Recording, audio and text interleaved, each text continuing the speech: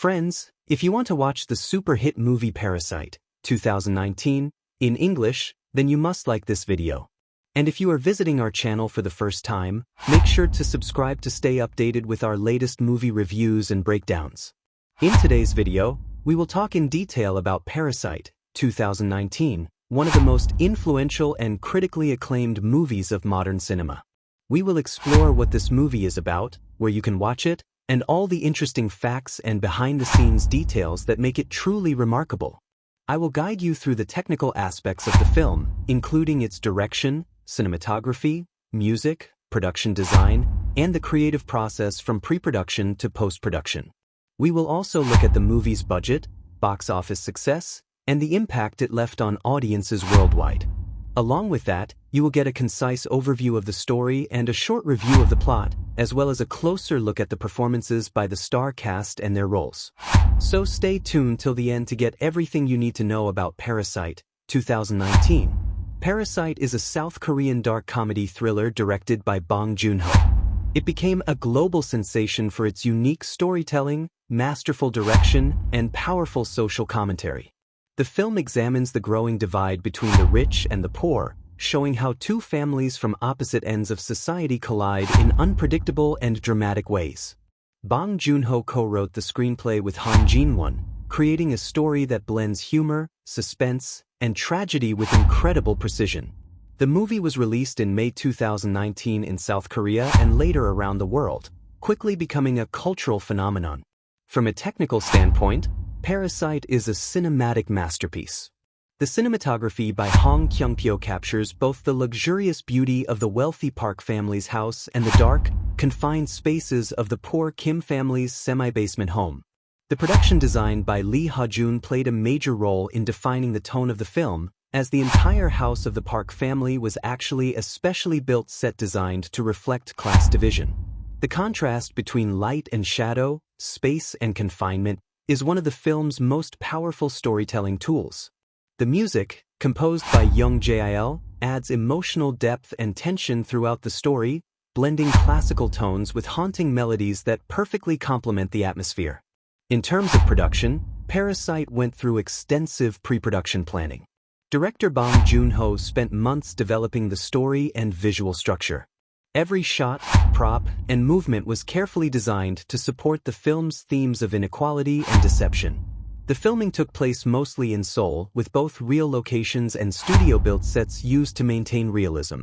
The post-production process focused heavily on color grading, pacing, and sound design to ensure that each scene carried emotional weight and suspense. The result was a film that felt authentic, engaging, and unpredictable from start to finish. The film was made with a modest budget of around $11 million but went on to earn more than $260 million globally. Its success broke many records, making it one of the highest-grossing Korean films of all time. Parasite received widespread critical acclaim and became the first non-English language film in history to win the Academy Award for Best Picture in 2020. It also won Oscars for Best Director, Best Original Screenplay, and Best International Feature Film, solidifying Bong Joon-ho's reputation as one of the greatest modern filmmakers. The story follows the Kim family, father Ki-taek, mother Chung-suk, son Ki-woo, and daughter Ki-young, who live in poverty and struggle to make ends meet. Their lives change when Ki-woo gets the opportunity to tutor the daughter of the wealthy Park family. Slowly, the Kims infiltrate the Park's luxurious home by taking up different jobs while pretending to be unrelated professionals. What starts as a clever plan to escape poverty turns into a dark and chaotic chain of events as secrets are revealed and both families' lives spiral out of control. The movie brilliantly exposes the fragile balance between greed, ambition, and survival, showing how desperation can drive people to extreme actions. The performances in Parasite are exceptional. Kang-ho delivers a deeply emotional performance as Ki-taek, capturing the frustration and dignity of a struggling father. Choi Woo-shik and Park So-dam shine as the Kim siblings, portraying cleverness and charm with authenticity. Lee Sun-kyun and Cho Yeo-jeong as Mr. and Mrs. Park bring a perfect blend of ignorance and innocence to their roles, highlighting the class divide with subtle nuance. Every actor in the film contributes to the story's depth and realism, making it easy for viewers to connect with both families despite their moral differences. In conclusion, Parasite, 2019, is not just a movie, it is a powerful statement on society, class, and human behavior. With its sharp writing, stunning visuals, and gripping performances, it has earned its place as one of the best films of the decade. Whether you are a fan of thrillers, dramas, or thought-provoking stories, Parasite offers a perfect combination of entertainment and insight. Watch it with an open mind, and you'll see why it changed the way people view international cinema forever. Parasite is a tightly woven dark comedy thriller directed by Bong Joon-ho that follows the desperate Kim family as they methodically infiltrate the lives of the wealthy Park family and slowly unsettle the fragile order that keeps both households apart. The Kims live in a cramped semi-basement flat in Seoul and survive by folding pizza boxes and taking odd jobs, while the Parks live in an architect-designed modern home that seems to float above the city, a physical representation of class separation that the film uses as a central visual motif. The story begins when Ki-woo, the son of the Kim household played by Choi Woo-shik, is offered a chance to tutor the Park's teenage daughter under false pretenses and with a forged university credential crafted by his clever sister Ki-young, played by Park So-dam. Ki-woo wins the trust of the Parks and recommends his sister as an art therapist for the Park's young son, Da-song, allowing the Kims to begin replacing the Park's existing staff one by one. Kang-ho portrays the father Kim Ki-taek, Jang Hae-jin plays the mother Kim Chung-suk, Lee Sun-kyun is Mr. Park, and Cho Yeo-jeong is the elegant Mrs. Park, with each actor creating a clear, memorable portrait of class and character. The Kims exploit small vulnerabilities, including the Park's son's sensitivity to certain stimuli and the housekeeper Moon-gwang's long tenure, to engineer the dismissal of the chauffeur and the housekeeper and to take their jobs, effectively turning the Park household into their stage of social climbing. The central tension escalates when Moon-gwang unexpectedly returns to the house during a family camping trip and reveals a hidden basement bunker where her husband Gun-se has been secretly living to escape loan sharks. The Kims are forced to improvise hideous compromises that lead to violence and tragedy.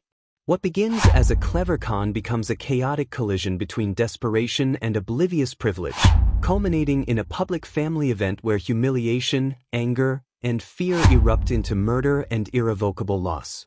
The middle and final sections of the film pivot from sly satire to physical and moral horror, as the story forces viewers to witness how systems of inequality can produce cruelty and despair in ways that are both specific and universal.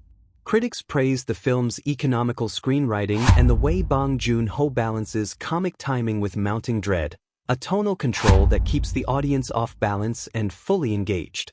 Parasite's production design is integral to the plot because the Park house was built to exacting specifications so that every staircase and hallway could be used to heighten class symbolism and cinematic tension.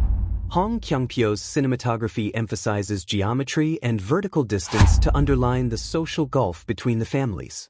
The film's sound design and Yeon-gyo's score further tighten the mood, moving effortlessly from lighthearted schemes to the sounds of panic and rain that precipitate the story's most devastating turning points. Financially, the film was made for a relatively modest budget of around $11 million and went on to earn more than $260 million worldwide, an outcome that reflected both its art house credibility and its surprising crossover appeal to global audiences. Parasite premiered at the Cannes Film Festival, where it won the Palme d'Or and later won multiple Academy Awards, including Best Picture, Best Director, and Best Original Screenplay. These achievements marked it as a landmark moment for non-English language cinema on the international stage. At the center of the film are deeply human performances that resist caricature. Kang-ho's Ki-taek moves from wry resignation to a breaking point that is both tragic and inevitable. Choi Woo-shik and Park So-dam convey both ingenuity and the moral blind spots that enable the Kim strategy. Lee Sun-kyun and Cho Yeo-jeong provide a portrait of affluent naivety that is chilling in its lack of awareness. The film's last act refuses easy answers, instead offering a bleak but coherent meditation on how architecture, economics, and personal choices intertwine to produce outcomes that haunt the characters long after the credits roll. Parasite closes on a painfully ambiguous note that asks whether aspiration can ever truly bridge entrenched inequality. The final moments, showing Ki-woo's dream of one day buying the park house, deliver a haunting reflection on social mobility and illusion. Through its rich characters, meticulous design, and razor-sharp writing, Parasite captures the essence of modern class struggle with both wit and sorrow, leaving an unforgettable impression of how deeply society is divided and how easily lives can intersect in unpredictable, tragic ways. Parasite opens with a simple but symbolic image of a semi-basement window, where the Kim family, father Ki-taek, mother Chung-suk, son Ki-woo, and daughter Ki-young, struggle to find a Wi-Fi signal from the street above. This first image quietly establishes their life below ground, both literally and socially. The cramped apartment is cluttered and poorly lit, yet it's full of energy and humor. This setup introduces the tone that Bong Joon-ho carefully maintains throughout the movie, part satire, part tragedy, and always deeply human. The story begins with the family barely getting by, folding pizza boxes for a local shop, until a friend of Ki-woo arrives with an unexpected opportunity that will set everything in motion. The inciting incident occurs when Ki-woo's friend, a college student, tells him about an English tutoring job for a wealthy family and suggests that Ki-woo take his place while he studies abroad. Ki-woo, who cannot afford university, forges a diploma with his sister's help and goes to the luxurious home of the Park family. The shift from the dark, low-ceilinged basement to the open, sunlit modern mansion is striking, immediately presenting the difference between the two worlds. Ki-woo impresses Mrs. Park, a kind but gullible woman, and is hired as a tutor for her teenage daughter Dae. This moment marks the beginning of the Kim family's infiltration into the Park household. The rising action begins when Ki-woo realizes that this job could be an entry point not just for him but for his entire family. He cleverly recommends his sister Ki-young as an art therapist for the Park's young son Dae-sung, who is described as troubled and imaginative. Ki-young invents a fake identity, calling herself Jessica, and wins Mrs. Park's trust with ease. Soon, the siblings conspire to get their parents into the household as well. They orchestrate the firing of the family's driver by planting evidence that suggests inappropriate behavior, allowing their father, Ki-taek, to take the position. Next, they target the longtime housekeeper, Moon-gwang, by exploiting her peach allergy to make her appear ill and unfit for work. When she is dismissed, the Kims bring in Chung-suk to replace her. By this point, the entire Kim family is employed by the Parks, pretending not to know one another. The middle portion of the film becomes a mixture of dark comedy and tension. The Kims enjoy a rare moment of luxury while the Parks are away on a camping trip. They drink, eat, and dream of belonging to such a life permanently. However, this illusion shatters when Moon-gwang, the former housekeeper, returns in the middle of a stormy night. She claims she left something in the basement, and when she is allowed in, she reveals a shocking secret. Her husband Gun-se has been secretly living in a hidden bunker beneath the house for years to avoid debt collectors. This twist completely changes the tone of the story and becomes the film's first major turning point. The discovery of the bunker sets off a chain reaction of chaos and tension. The Kim's secret employment and Moon-gwang's secret husband collide violently. A struggle ensues as both parties threaten to expose each other to the Parks. The Kims barely manage to subdue the couple, but things spiral out of control when the Parks unexpectedly return home due to the rain ruining their camping trip. The Kims hide in various corners of the house as the Parks relax in the living room, completely unaware of the danger lurking just a few feet away. This sequence, tense, intimate, and brilliantly choreographed, is one of the film's most memorable moments, blending suspense and humor with deep social commentary. The story's climax arrives the next day during Dae-sung's birthday party, which Mrs. Park organizes in the backyard. Everything seems calm, but the emotional tension under the surface reaches a breaking point.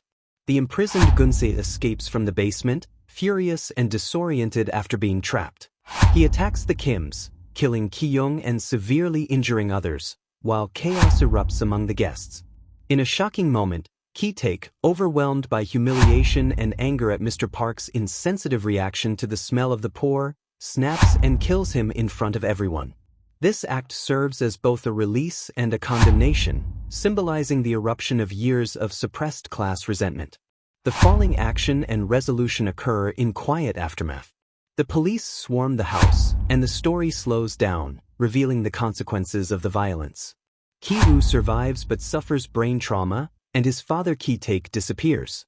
It's later revealed that Ki-taek is hiding in the same underground bunker where Gun-se once lived, turning the symbol of hidden poverty into his prison. Ki-woo imagines one day becoming rich enough to buy the house and reunite with his father, but the film closes by revealing that this dream is only a fantasy. Narratively, Parasite unfolds in a linear structure, but the way Bong Joon-ho reveals information makes it feel layered and unpredictable. Each scene builds on the last, adding irony and tension, and the transitions between comedy and horror are seamless. Every beat serves a purpose, deepening our understanding of the characters and their motivations. The story ends where it began, with the same semi-basement window, reminding us that the illusion of social mobility may be the cruelest parasite of all. Parasite's power lies not only in its story or direction but in how its characters evolve through layers of deception, desperation, and self-discovery. Each person, from the struggling Kims to the privileged Parks, is more than a symbol of class. They are fully realized human beings, each driven by hunger, pride, and the desire to belong. The film's character development is subtle but deeply affecting, showing how circumstances and choices can slowly transform people or reveal what was inside them all along. At the heart of the movie stands Kim Ki-taek, played by Kang-ho, the weary patriarch of the Kim family. When we first meet him, he is jobless, disheartened, and resigned to the small humiliations of poverty. Yet beneath his calm surface lies ambition and a quiet longing for dignity. He wants stability for his family and dreams of a life free from constant struggle. Throughout the film, Ki-taek's journey is defined by his growing frustration with the invisible barriers that keep him below others.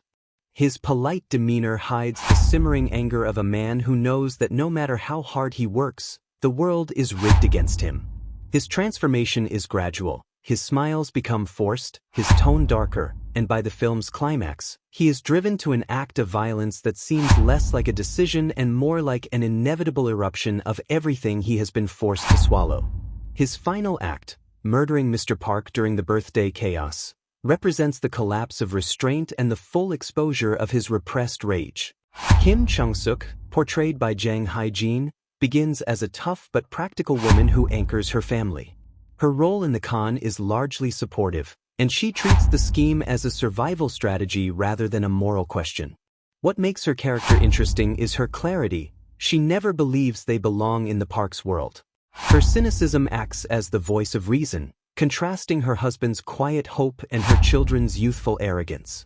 However, as the plan progresses, she too begins to enjoy the illusion of power. Her shift is subtle but visible in moments where she relaxes in the Park's luxurious home, eating and drinking like she belongs there. By the end, her practical nature cannot save her from tragedy, but her unwavering focus on family remains constant. Ki-woo, played by Cho Yeo-jeong, is the film's emotional center and arguably its protagonist. Ambitious yet naive, he embodies the idea of upward mobility that Parasite so masterfully dismantles. His journey begins with a simple lie, using a forged diploma to get a job, but that lie opens a door he never expected. He believes education and intelligence can bridge the gap between rich and poor, yet as he immerses himself in the Park household, he becomes intoxicated by privilege. His growing infatuation with Dahae, the Park daughter, is less about love and more about what she represents: access to a better life. His evolution is marked by increasing confidence and moral compromise, but his final state, injured, delusional, and dreaming of buying the Park house, shows that he has learned nothing. His character comes full circle, but with irony. His dream of climbing the social ladder remains an illusion. Ki-young, portrayed by Park So-dam, is the sharpest and most confident member of the Kim family. Her creativity and intelligence drive much of the family's success in infiltrating the Park's home. She adapts effortlessly to her fake role as an art therapist, showing her ability to manipulate her surroundings with poise. Yet behind her confidence is cynicism. Unlike her brother, she never believes the charade will last. Her pragmatism makes her the most grounded character in the film, and her death in the climax, sudden and senseless, serves as a cruel reminder of how talent and intelligence mean little in a system built on inequality. The Parks, on the other hand, are not villains in a traditional sense but embodiments of oblivious privilege. Mr. Park, played by Lee Sun-kyun, is a polished businessman who prides himself on professionalism and boundaries. He represents the kind of politeness that masks condescension. His comments about Ki-taek's smell, a recurring motif in the film, reveal his discomfort with the physical reality of the lower class. He is not cruel, but his indifference becomes a quiet form of cruelty. Cho Yeo-jeong's Mrs. Park is naive and kind but shallow, easily manipulated because she sees the world through comfort and fear rather than understanding. Her innocence contrasts with the Kim's cunning, showing how wealth can insulate people from truth. Even the minor characters, such as the housekeeper Moon-gwang and her husband Gun-se, contribute to the film's emotional and thematic depth. Moon-gwang begins as a loyal servant, proud of her job, only to be discarded without compassion. Her desperate attempt to protect her husband in the basement mirrors the Kims' own struggle for survival, revealing that poverty and servitude exist in layers, each dependent on the other. Gun-se's obsessive devotion to Mr. Park borders on worship, exposing how deeply ingrained the power dynamics of class can be. Parasite's character arcs intersect rather than develop in isolation. The Kims' moral descent mirrors the Parks' ignorance, and both families end up trapped in their respective prisons, one literal, one emotional. The film's most powerful beats come from small gestures: Ki-taek's silent glance at Mr. Park's disgust, Ki-woo's hopeful letter to his father, or Mrs. Park's effortless dismissal of those beneath her. Each moment builds toward the realization that no one in this story truly changes. They only reveal who they have always been. By the end, Parasite leaves its characters where they began, yearning, deluded, and divided by walls both visible and invisible. The evolution they experience is not growth but exposure, peeling away every illusion of fairness or progress. The characters' inability to escape their roles is what makes the film's ending so haunting. They are all parasites in their own way, feeding, surviving, and dreaming in a world designed to keep them exactly where they are.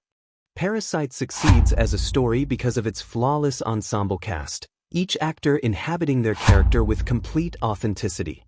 Bong Joon-ho's direction is precise, but it is the performances that breathe life into the script, balancing satire, suspense, and tragedy with remarkable control.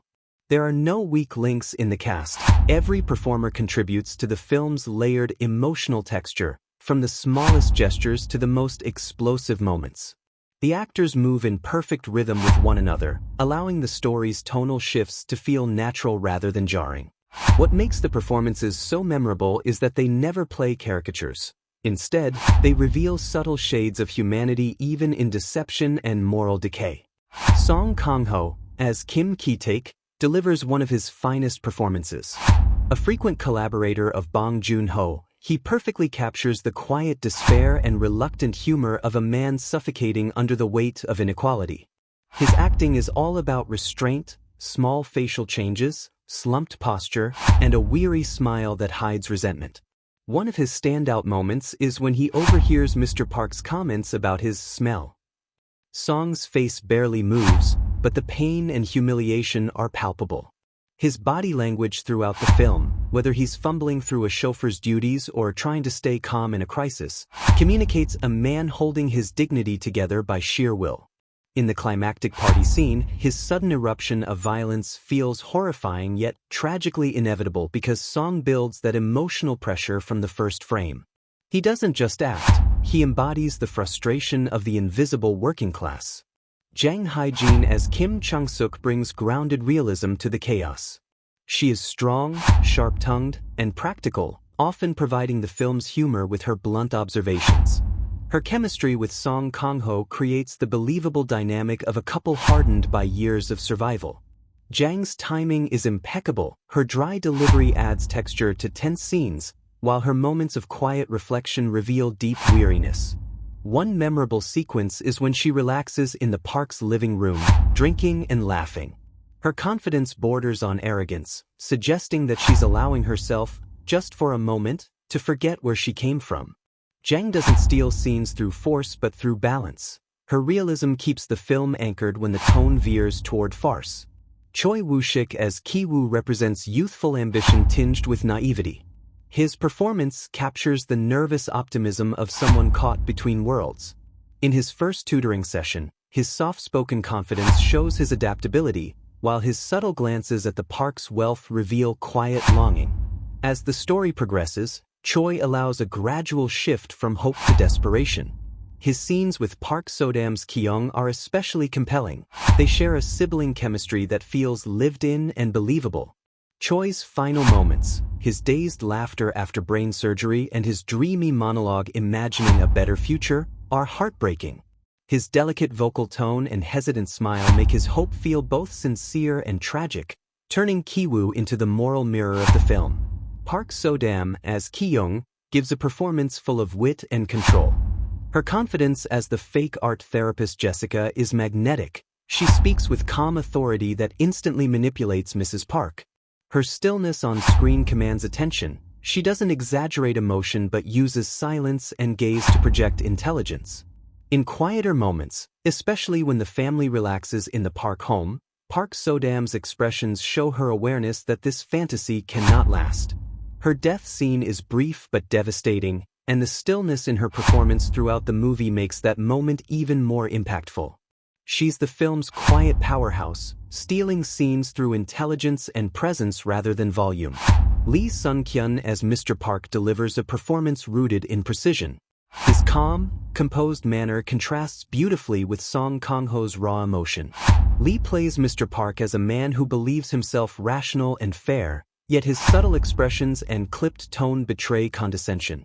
His physical distance from the Kims, how he avoids eye contact or turns away mid-conversation, becomes a visual metaphor for class separation. His chemistry with Cho Yeo-jeong as Mrs. Park feels authentic. Their interactions carry an unspoken hierarchy even within the marriage, mirroring the wider social themes. Cho Yeo-jeong's Mrs. Park is a standout performance that balances charm and naivety. She plays the character with a soft voice and open face, embodying innocence shaped by ignorance.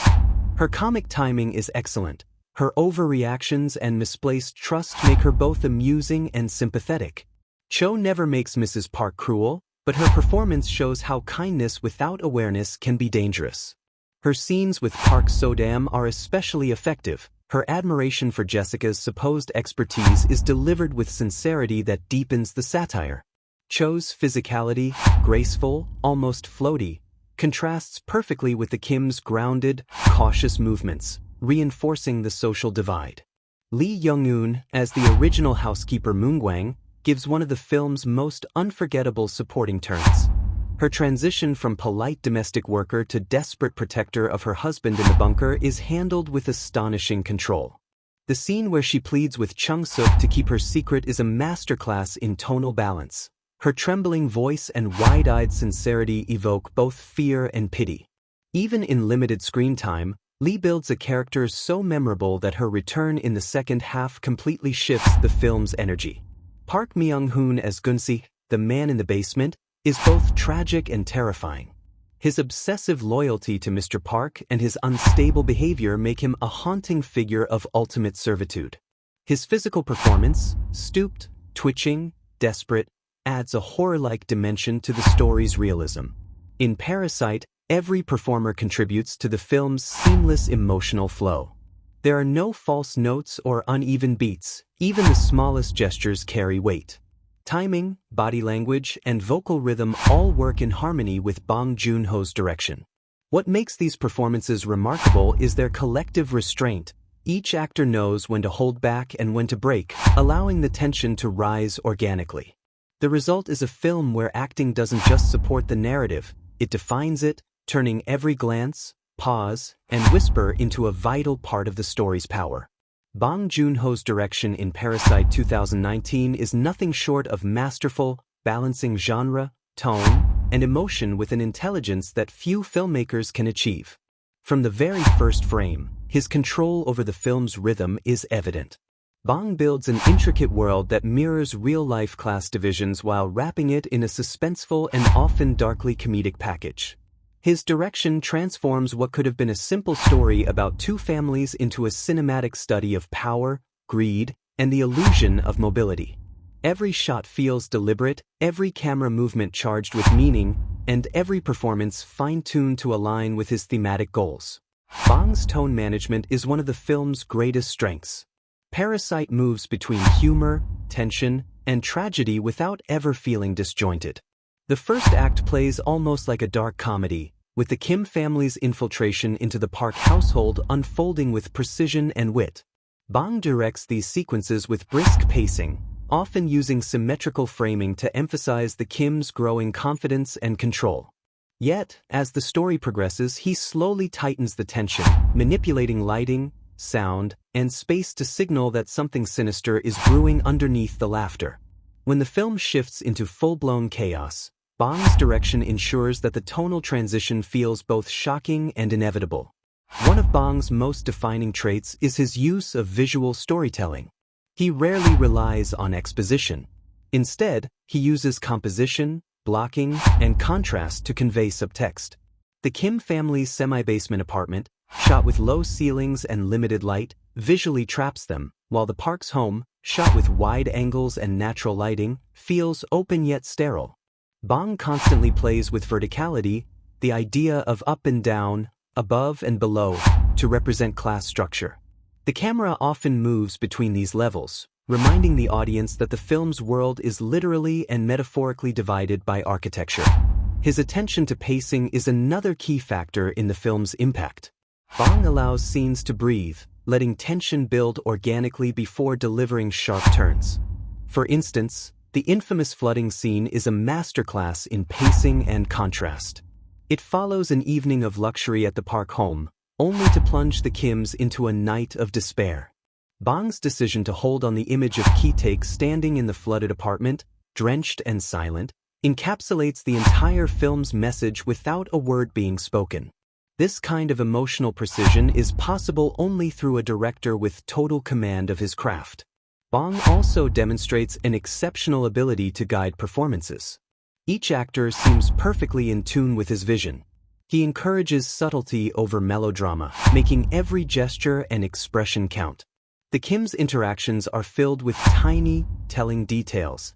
A look exchanged between father and son, a pause before a lie, that reveal deeper motivations. Meanwhile, the Park's obliviousness to their privilege is directed in a way that never feels exaggerated but quietly haunting. Bong's control over his ensemble allows the film to maintain balance between comedy and tragedy even as chaos unfolds. The director's approach to genre blending is fearless. Parasite effortlessly moves from social satire to psychological thriller to full-on horror, yet the transitions feel natural because Bong anchors everything in emotional truth. He uses cinematic language, framing, sound, and rhythm to guide viewers through these shifts. The result is a film that feels alive, unpredictable, and deeply human. Bong's stylistic choices are equally deliberate. He uses wide shots to highlight the emptiness of wealth and tight shots to amplify claustrophobia in poverty. His framing often divides characters within the same space, visually reinforcing emotional and class separation. Even the use of stairs, doors, and windows carries symbolic weight, serving as barriers or thresholds between worlds. His use of silence is just as powerful as his use of sound. Bong often strips away the score at key moments to heighten tension, letting ambient noises, the hum of a refrigerator, the patter of rain, become part of the emotional landscape. When music does appear, it's used sparingly but effectively to guide tone. His collaboration with composer Yeon-gyo results in a haunting yet elegant score that supports Bong's vision without overpowering it. Perhaps Bong's most brilliant directorial decision is his restraint. He never tells the audience what to think. Instead, he presents the narrative through carefully orchestrated scenes that allow space for reflection. The ending, ambiguous yet emotionally devastating, is a testament to his belief in the audience's intelligence. In the final moments, Bong's direction brings the story full circle, using visual echoes from the beginning to suggest that the cycle of inequality continues. Ultimately, Bong Joon-ho's direction in Parasite is an intricate balance of art and precision. He constructs every scene to serve both story and theme, using visual and emotional rhythm to build a world that feels real yet symbolic.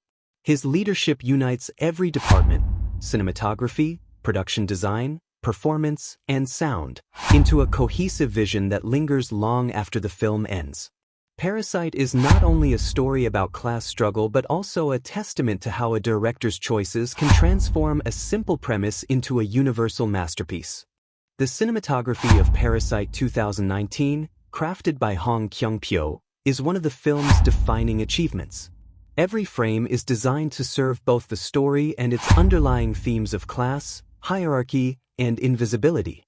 Bong Joon-ho and Hong Kyung-pyo collaborated closely to ensure that the visual language reflected the stark contrast between the wealthy Park family and the struggling Kim family. Through framing, movement, lighting, and color, the camera becomes an active storyteller, guiding the audience's emotional response while reinforcing the invisible boundaries that separate privilege from poverty. From the opening scene, where the Kim family searches for a Wi-Fi signal in their dim semi-basement apartment, the cinematography immediately establishes their environment as confined and airless. The low ceiling, tight framing, and muted lighting make the space feel suffocating. Natural light seeps in weakly through a half-buried window, reminding viewers that this family literally lives below the surface of society. In contrast, the Park family's modern home is filmed with wide angles, high ceilings, and flowing camera movement, creating a sense of openness and serenity. The contrast between these two worlds is one of the most striking visual motifs in the film, and Hong's cinematography ensures that we always feel the divide, even without dialogue. The camera movement in Parasite is deliberate and fluid, often mirroring the shifting power dynamics between the characters. Early in the film, when the Kims are still struggling, the camera tends to remain static or confined within tight compositions. As they begin to infiltrate the Park household and gain a sense of control, the camera moves more confidently, gliding through the luxurious spaces they now occupy. However, when their deception begins to unravel, the camera once again becomes unstable and frantic, mirroring the characters' panic. These subtle shifts in movement create a subconscious rhythm that tracks the characters' rise and fall. Lighting plays a crucial role in shaping mood and revealing subtext. The Kim's home is lit with harsh, artificial tones from fluorescent bulbs, emphasizing their economic struggle and the dreariness of their environment. The Park's house, on the other hand, is illuminated by warm, natural light that floods through its large windows. This not only enhances the beauty of the home but also symbolizes transparency and privilege. Yet, Bong and Hong use that same light to create irony. The brightness of the Park home masks the darkness beneath it, the hidden bunker, a literal and metaphorical underworld where the truth festers. When the camera finally descends into that space, the lighting becomes colder and more oppressive, revealing how the illusion of perfection is built on hidden suffering. Color is another storytelling tool that elevates the film's cinematography. The Kim's world is dominated by gray and brown tones, evoking grime and struggle, while the Park's world glows with beige, green, and gold hues that signal comfort and wealth. These color palettes are not static, they shift subtly as the Kims move between worlds. When Ki-woo first enters the Park home, the lighting softens, and the color temperature warms, visually suggesting his temporary immersion in wealth. But once the story takes a darker turn, the visual warmth gives way to shadow and contrast, reflecting moral decay and impending tragedy. Hong Kyung-pyo's framing is another masterstroke of the film. He frequently uses vertical composition to emphasize hierarchy. Characters from the Park family are often placed higher in the frame or shot from slightly below, making them appear elevated and dominant. Conversely, the Kims are often positioned lower or viewed from above, reinforcing their social status. One particularly striking example occurs when Ki-taek hides beneath a table as the Parks relax on the sofa above him. The frame literally divides the screen into two classes, those who live comfortably on the surface and those forced to survive beneath it. This careful framing transforms space into a metaphor for inequality. One of the film's most memorable sequences, the flood scene, is a showcase of visual storytelling. As the rain pours down, Hong's camera captures the descent of the Kims from the elevated park neighborhood to their submerged apartment. The transition is shot in a long, continuous sequence, emphasizing the literal and emotional fall from grace. The lighting changes from warm interior hues to the cold blue of rainwater, marking a visual transition from hope to despair. The scene ends with a haunting image of Ki-young sitting on a toilet as sewage water rises around her, a tableau of hopelessness framed with painterly precision. Hong's cinematography also excels in its use of contrast between symmetry and chaos. The park home is filmed with clean lines and balanced compositions, reflecting order and control. The Kim home, in contrast, is cluttered and asymmetrical, reflecting instability. But as the Kim's deception progresses, these visual identities begin to blur. The symmetry of the park home becomes disrupted by the intrusion of chaos, culminating in the climactic party sequence where blood, violence, and panic destroy the polished order. The cinematography in this final act becomes handheld and erratic, reflecting the disintegration of both families' facades. Hong also employs spatial storytelling through the use of depth and layers within the frame. Foreground and background are constantly active, revealing information even when characters are silent. This is particularly evident in scenes where one character eavesdrops on another or hides within the same space. The audience is always aware of spatial relationships, heightening tension through visual awareness rather than dialogue. Ultimately, the cinematography of Parasite is essential, not decorative. Every lighting choice, camera angle, and movement serves a narrative or emotional purpose. It invites viewers to see beyond surfaces, to notice what is hidden beneath beauty, success, and civility. Hong Kyung-pyo's lens turns Bong Joon-ho's social satire into a visually immersive experience, making the film's critique of class and inequality not just something we understand intellectually, but something we feel through sight and space. The editing and pacing of Parasite 2019, handled by Yeon-gyo, play a vital role in defining the film's rhythm, suspense, and emotional depth. The way Bong Joon-ho and Yeon construct time and tension makes the film's tonal shifts seamless and its narrative momentum irresistible. Every cut, transition, and moment of silence feels carefully calibrated to sustain engagement while allowing the story's social commentary to unfold naturally. The editing in Parasite is not just functional, it is storytelling through rhythm. From the opening moments, Yeon establishes a deliberate pacing that mirrors the Kim family's daily routine and economic desperation. The early scenes in their cramped semi-basement apartment unfold at a measured pace, letting the viewer absorb the texture of their environment, the clutter, the noise, the sense of suffocation. Cuts are relatively slow, allowing time to observe each detail. This slower rhythm gives the audience space to understand the Kim's life before the film begins to accelerate. When Ki-woo receives the tutoring opportunity and the family begins their plan to infiltrate the park household, the pacing quickens. The editing shifts into a sharper rhythm, and the transitions become smoother, mirroring the characters' rising confidence and energy. The sequence where the Kims replace each of the park employees is a standout example of how editing propels narrative momentum. It plays like a heist montage, with tight cross-cutting between actions, clever visual setups, and rhythmic cuts synchronized with the score. Each scene builds on the previous one, creating a satisfying sense of progression as the Kim's scheme unfolds. This sequence exemplifies Yeon-gyo's ability to use editing not just to move the plot forward, but to enhance tone and emotion. The pacing in Parasite is a masterclass in modulation.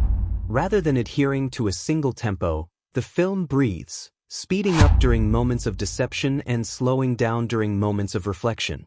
This variation keeps viewers constantly engaged, never letting the tension plateau.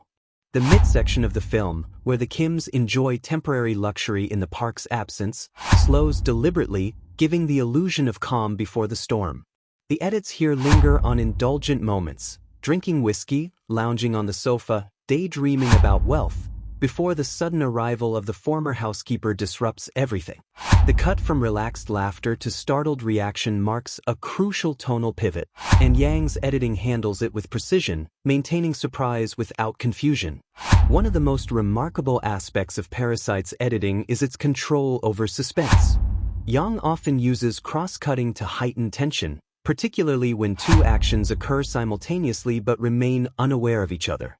A prime example is the sequence where the Parks unexpectedly return home while the Kims scramble to hide. The rapid alternation between the two families builds unbearable suspense.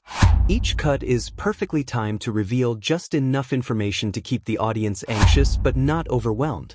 The rhythm of these cuts mimics the characters' racing heartbeats, and Bong's choice to hold shots slightly longer than expected before cutting again amplifies the feeling of dread. Parasite's editing also shows remarkable restraint.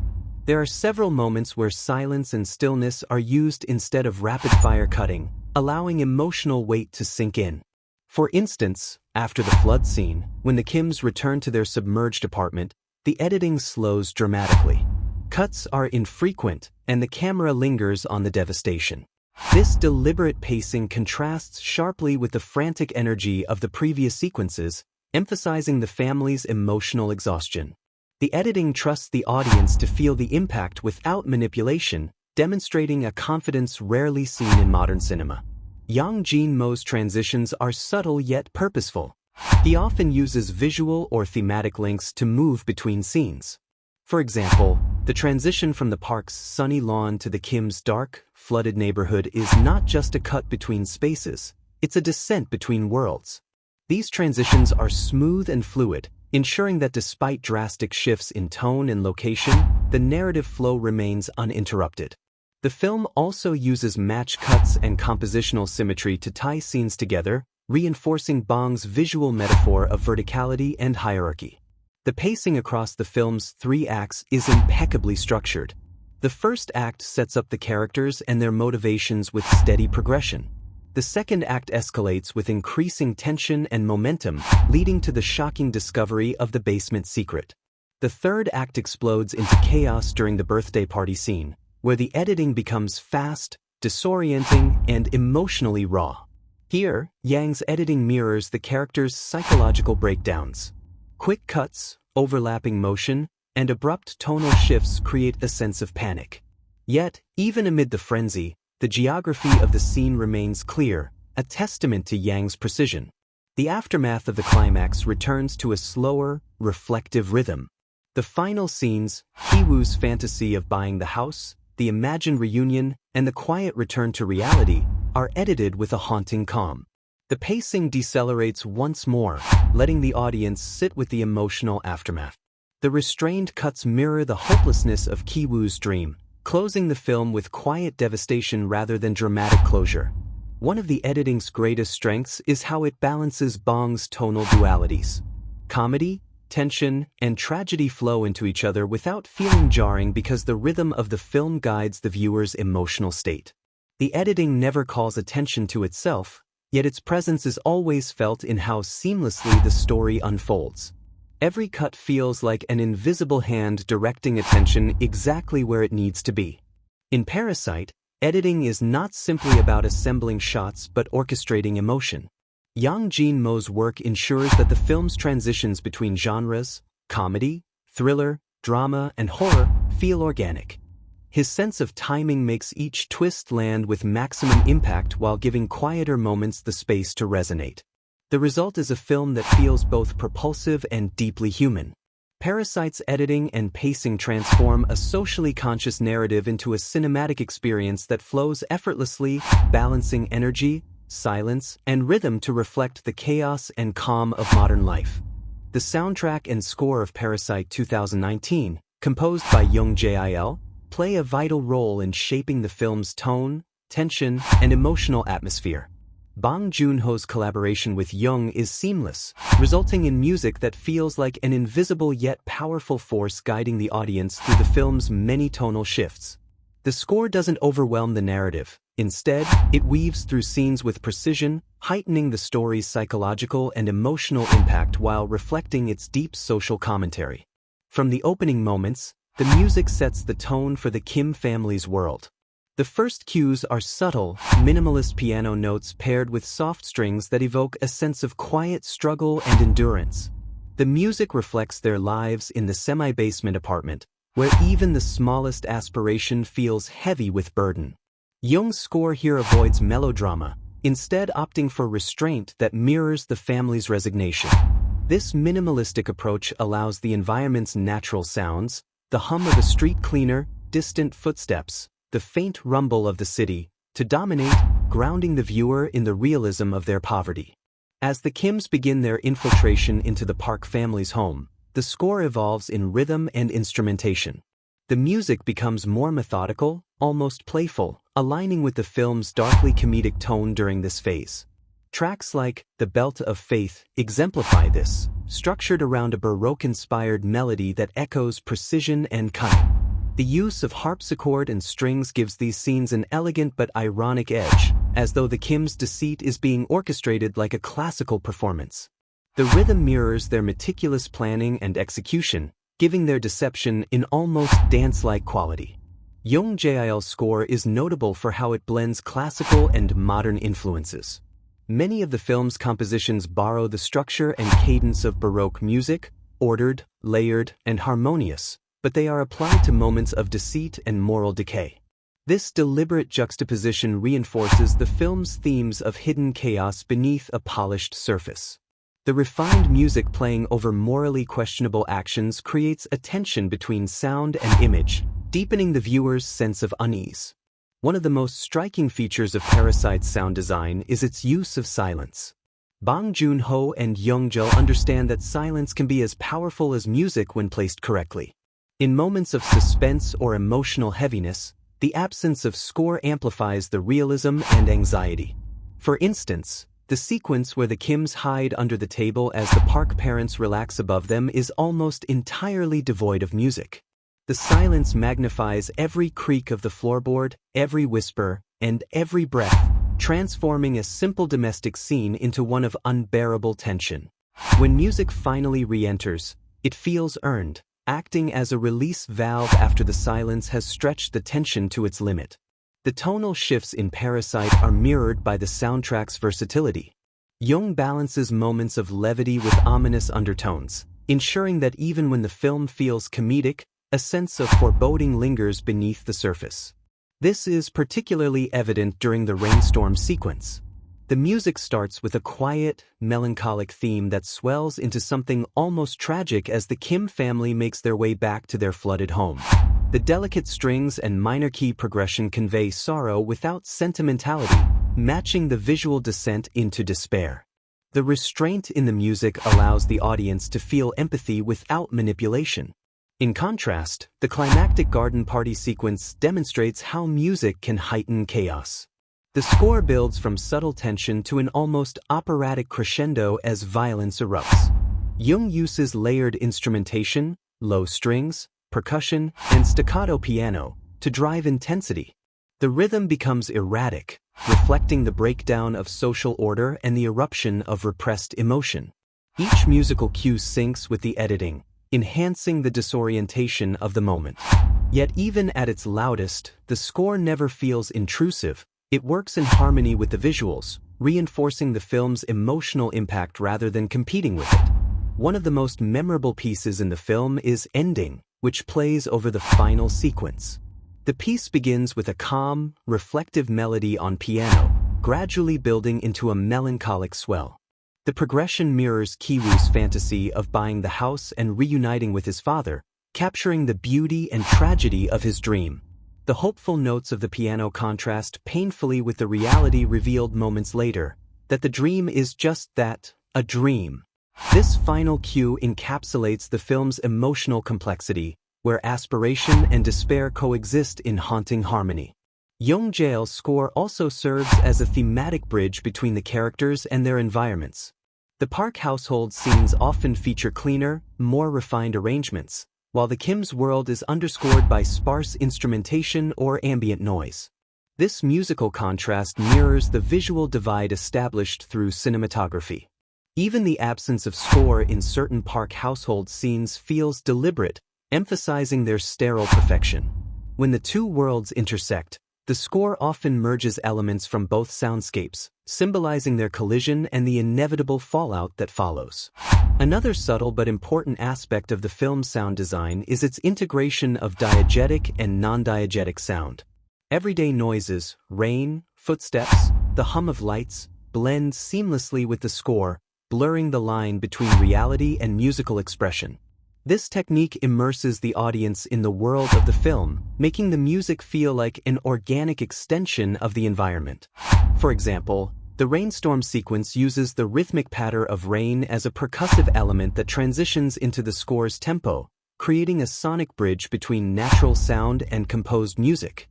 The soundtrack's minimal use of licensed songs also helps maintain tonal consistency. Rather than relying on popular tracks to cue emotion, Bong and Joong allow the original score to define the mood. This choice gives the film a timeless quality and ensures that the emotional beats arise from composition rather than cultural reference. The restraint in music placement is a testament to Bong Joon-ho's confidence in his storytelling and Yeong's ability to communicate emotion through subtlety. Overall, the soundtrack and score of Parasite 2019 are integral to its success. Yeon-gyo's compositions provide an emotional undercurrent that guides the viewer through the film's shifting tones, humor, suspense, tragedy, and reflection. The music never dictates how to feel but amplifies what the audience is already experiencing, deepening the film's psychological resonance. Parasite's use of sound and silence transforms it from a brilliant narrative into an immersive, sensory experience, where every note and pause serves to reveal the invisible forces shaping the lives of its characters.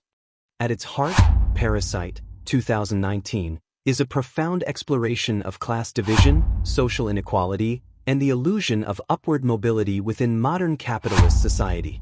Director Bong Joon-ho uses every element of storytelling to examine the invisible yet powerful boundaries that separate the rich from the poor. The film is not just a critique of wealth disparity but also a meditation on human desire, the constant yearning for a better life, recognition, and respect. The story's brilliance lies in its ability to make audiences question their own relationship to privilege, morality, and survival. Parasite communicates its themes visually as much as it does through dialogue. The architectural design of the two main settings, the semi-basement apartment of the Kim family and the luxurious modern mansion of the Park family, acts as a visual metaphor for social hierarchy. The Kims live partially underground, literally and symbolically below the surface of society, while the Parks occupy a home bathed in natural light and elevated above the city. This vertical symbolism recurs throughout the film, from stairs and slopes to flooding scenes, visually reinforcing how difficult it is to climb the social ladder or escape poverty once you're beneath it. The film also examines the moral compromises people make in pursuit of success. The Kim family's deception begins as a clever hustle but gradually morphs into something darker, revealing how desperation erodes ethics. Bong Joon-ho refuses to present clear heroes or villains. Instead, he blurs the lines between victim and oppressor. Both families are parasites in their own way. The Kims feed off the wealth of the Parks, while the Parks unknowingly exploit the labor and invisibility of the poor. This mutual dependency exposes the rot beneath the surface of a seemingly civilized society. Another major theme is the illusion of control. Every character believes they can outsmart the system, whether it's the Kims scheming to infiltrate the Park's household or the Parks thinking they have complete control over their environment. Yet, fate and circumstance repeatedly remind them that control is an illusion. The rain sequence, for example, is a devastating equalizer, a cleansing storm for the wealthy but a literal flood of destruction for the poor. This contrast perfectly encapsulates how the same event can hold vastly different meanings depending on one's position in society. The film's tonal shifts, from comedy to thriller to tragedy, mirror the instability of class structures. Laughter turns to horror as quickly as privilege turns to vulnerability. The moments of absurd humor underscore how normalized exploitation has become, while the shocking violence near the end forces viewers to confront the suppressed rage born from decades of systemic inequality. Bong Joon-ho uses these tonal transitions not to confuse but to mirror real-world contradictions, how cruelty and kindness, joy and despair, coexist in modern life. Identity and belonging also run deep in Parasite's thematic fabric. The Kims' ability to blend into the world of the wealthy raises questions about authenticity and the performative nature of class. They adapt, mimic, and pretend, yet no amount of disguise can erase their true circumstances. The Parks, meanwhile, live in blissful ignorance, unaware that their comfort depends on the invisible labor and suffering of others. This duality reveals how society maintains itself through denial and selective blindness. The ending of Parasite delivers a haunting message about dreams and delusions. Ki-woo's fantasy of one day buying the Park house feels hopeful on the surface, but the film's framing reveals it as a cruel mirage. The distance between aspiration and reality becomes the most painful theme of all. The recognition that the system is designed to keep people dreaming, not achieving. The film's title gains new meaning in this context. The parasite is not just the poor exploiting the rich or vice versa, but society itself, a self-sustaining cycle of dependence and consumption. Parasite also explores how violence emerges from inequality. The climactic confrontation is not just a crime of passion but a symbolic eruption of everything the characters have suppressed: humiliation, envy, and the unbearable weight of being invisible. When politeness collapses and primal instincts take over, the film exposes the fragility of civility in a world built on imbalance. For a USA audience, Parasite resonates because its critique of class isn't confined to South Korea. It mirrors global realities. The widening gap between rich and poor, the struggle to maintain dignity amid economic pressure, and the constant chase for a version of the American dream that remains out of reach, all find expression in this story. It speaks to anyone who has ever felt trapped by circumstance or deceived by the promise of success. In the end, Parasite is not just about two families but about the system that breeds both. It's a study of human nature under capitalism, how greed, fear, and hope intertwine to create a society where survival often means becoming what you despise. Its themes linger because they are not foreign, they are uncomfortably familiar, reflecting the uneasy truth that, in one way or another, we are all living in someone else's basement. Parasite, 2019, is often celebrated for its storytelling and social commentary, but its visual effects play a crucial, if understated, role in making the world of the film feel both realistic and symbolic. While the movie is grounded in everyday environments and doesn't rely on flashy computer-generated imagery, it makes extensive use of subtle digital work that enhances the story without ever drawing attention to itself. The brilliance of Parasite's visual effects lies in how invisible they are. Many viewers walk away assuming that almost everything they saw was practical, when in reality, digital artistry quietly shapes the film's visual language from start to finish. One of the most impressive achievements in Parasite's VFX design is the Park family's modernist house. Though it appears to be a fully built structure, much of it was constructed specifically for the film and then digitally enhanced. The garden, the upper floors, and even portions of the surrounding neighborhood were created or extended through CGI. The blending of physical set pieces and digital matte paintings gives the illusion of a grand, cohesive estate, symbolizing wealth and isolation. The integration is seamless. The lighting, reflections, and texture mapping make it impossible to distinguish where the real structure ends and the digital world begins. For viewers, the house feels like a tangible, lived-in space, yet it also carries an otherworldly quality, a controlled environment untouched by the chaos of the city. This subtle use of CGI supports the film's themes of separation and artificial perfection. The same digital craftsmanship extends to the depiction of the Kim family's semi-basement apartment and its surroundings. The set was partially built inside a water tank to allow for the dramatic flooding sequence later in the film. Visual effects artists enhanced the water level, added digital debris, and extended the flooded streets to make the destruction look massive and authentic. The rainstorm scene is one of the film's most technically demanding sequences, combining practical effects, real water pouring into the set, with digital enhancement to sell the scale of devastation.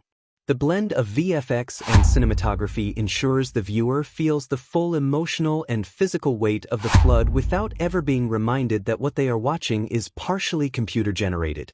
Another subtle but vital use of VFX comes in how the filmmakers manipulate lighting and weather to reflect mood and symbolism. The sunlight that fills the park home is often digitally controlled, its brightness and angle adjusted in post-production to convey emotional tone. The contrast between the sunny tranquility of the park residents and the damp gloom of the Kim neighborhood is enhanced through color grading and CGI augmentation. These invisible touches give the film a heightened visual polish while maintaining a naturalistic appearance. Parasite's visual effects also assist with transitions between scenes and shifts in tone. When the Kims infiltrate the park home, the camera movements, lighting, and perspective often rely on digital compositing to create smooth, fluid transitions that echo the characters' calculated deception. Small digital enhancements, like the removal of unwanted reflections or the addition of background details, maintain continuity and visual consistency. These minor touches go unnoticed by most audiences but play a major role in keeping the film's visual rhythm coherent. Unlike high-budget Hollywood productions that showcase their effects with spectacle, Parasite uses VFX to serve narrative precision. Every digital element exists to strengthen the film's realism or thematic layering. For instance, the scene where Ki-taek hides in the basement is visually intensified through CGI depth adjustments that exaggerate the narrowness of the underground space, heightening the tension and sense of entrapment. Similarly, when the lights flicker in the house as signals from the hidden man below, the visual timing is digitally fine-tuned to create a subconscious rhythm that mirrors the character's emotional states.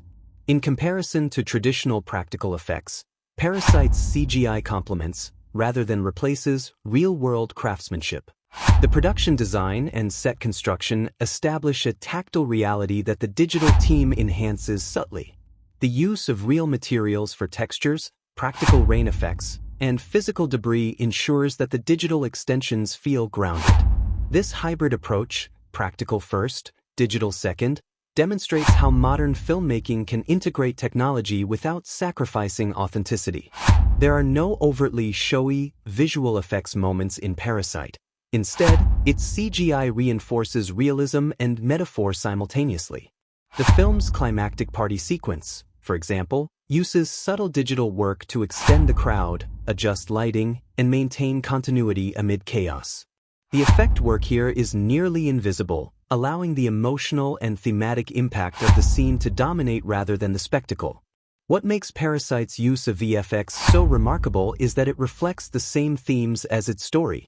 Just as the Kim family hides their true circumstances beneath layers of deception, the film's digital work hides beneath layers of realism. The audience is never aware of the manipulation taking place, which mirrors the characters' hidden lives beneath the surface of wealth and respectability. For a USA audience accustomed to large-scale CGI in blockbuster films, Parasite offers a masterclass in restraint and purpose. It shows that digital effects need not be grand or obvious to be powerful. Instead, they can function as quiet storytellers, enhancing emotion, shaping meaning, and deepening immersion without ever distracting from the human drama at the core. Every frame in Parasite demonstrates that the best visual effects are those you never notice, and by that measure, the film stands as one of the most sophisticated examples of invisible CGI artistry in modern cinema. Set design and locations in Parasite, 2019, are not just backdrops, they are integral to the film's storytelling, symbolism, and emotional power. Director Bong Joon-ho and production designer Lee Ha-joon meticulously crafted every space to reflect the characters' lives, desires, and class divisions. The environments in Parasite are a visual map of economic disparity, social mobility, and illusion. From the semi-basement apartment of the Kim family to the immaculate mansion of the Parks, every detail of production design supports the movie's narrative tension and thematic depth. The most significant achievement in Parasite's production design is the Park family's modernist home. Many viewers assume it is a real location, but it was actually built specifically for the film. The structure was designed from scratch on an outdoor lot, tailored to the needs of the story and cinematography. The layout of the house mirrors the hierarchy between the rich and the poor. It is open, elegant, and filled with light. Its linear design allows for smooth camera movement, creating a sense of control and harmony. However, this same openness also conceals secrets, such as the hidden basement that becomes a literal and metaphorical underworld. The Park home is a physical manifestation of wealth and privilege, spacious, minimalistic, and perfectly manicured. Every surface gleams, every object has purpose, and every line feels deliberate. The clean design reflects a family whose comfort and ignorance shield them from the struggles of those below. In stark contrast, the Kim family's semi-basement apartment is cluttered, dimly lit, and perpetually damp. The design here conveys confinement and stagnation. The apartment is partially below street level, allowing the family to see only half of the outside world, symbolizing their partial access to social mobility. The props are deliberately chosen to reflect years of adaptation and survival: a pile of pizza boxes waiting to be folded, cheap insect repellents, and flickering fluorescent lights. The bathroom, placed absurdly high above the floor, is a masterstroke of realism and metaphor. It reflects the family's constant adjustment to discomfort and their resilience in a space built without dignity. The semi-basement is a place of both aspiration and suffocation. When the rain floods it later in the story, the set becomes an emotional and physical disaster zone. The flooding sequence required a detailed replica of the Kim home, built inside a massive water tank. The crew constructed the set to withstand torrents of water while preserving the chaotic realism of a real flood. The design ensured that each prop and surface reacted authentically, from floating debris to soaked walls. This level of craftsmanship enhances the viewer's emotional connection, making the audience feel the suffocating loss experienced by the Kims. The flooded apartment, drenched in muddy water, becomes a visual metaphor for the collapse of their fragile illusion of upward mobility. The neighborhood surrounding the Kim home was another intricate build.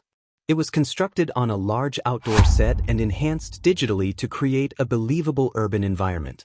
Narrow alleys, tangled electric wires, and grimy storefronts create a sense of claustrophobia and poverty. This design choice contrasts perfectly with the serene, geometrically precise world of the parks. The juxtaposition between these two spaces, the chaotic semi-basement and the calm mansion, serves as a visual expression of the class divide that defines the story. Inside the park home, production design details tell as much about the characters as their dialogue does. The carefully curated furniture, minimalist decor, and tasteful art reflect the park's wealth and pretense of sophistication. However, there is also a subtle emptiness in their environment, a coldness that mirrors their emotional detachment. The large windows overlooking the garden create a sense of openness, but also expose the illusion of safety. The hidden bunker beneath the home, by contrast, is tight, dark, and utilitarian. It's a stark reminder that even beneath luxury, there can exist unseen suffering. The spatial layering of the house, from the airy living room above to the shadowy basement below, physically embodies the film's theme of social hierarchy. The film's production design extends beyond architecture to the objects that fill each frame. Every prop has meaning. The Scholar's Rock, gifted to the Kim family, represents both aspiration and burden. It appears repeatedly, connecting the characters' hopes to their downfall.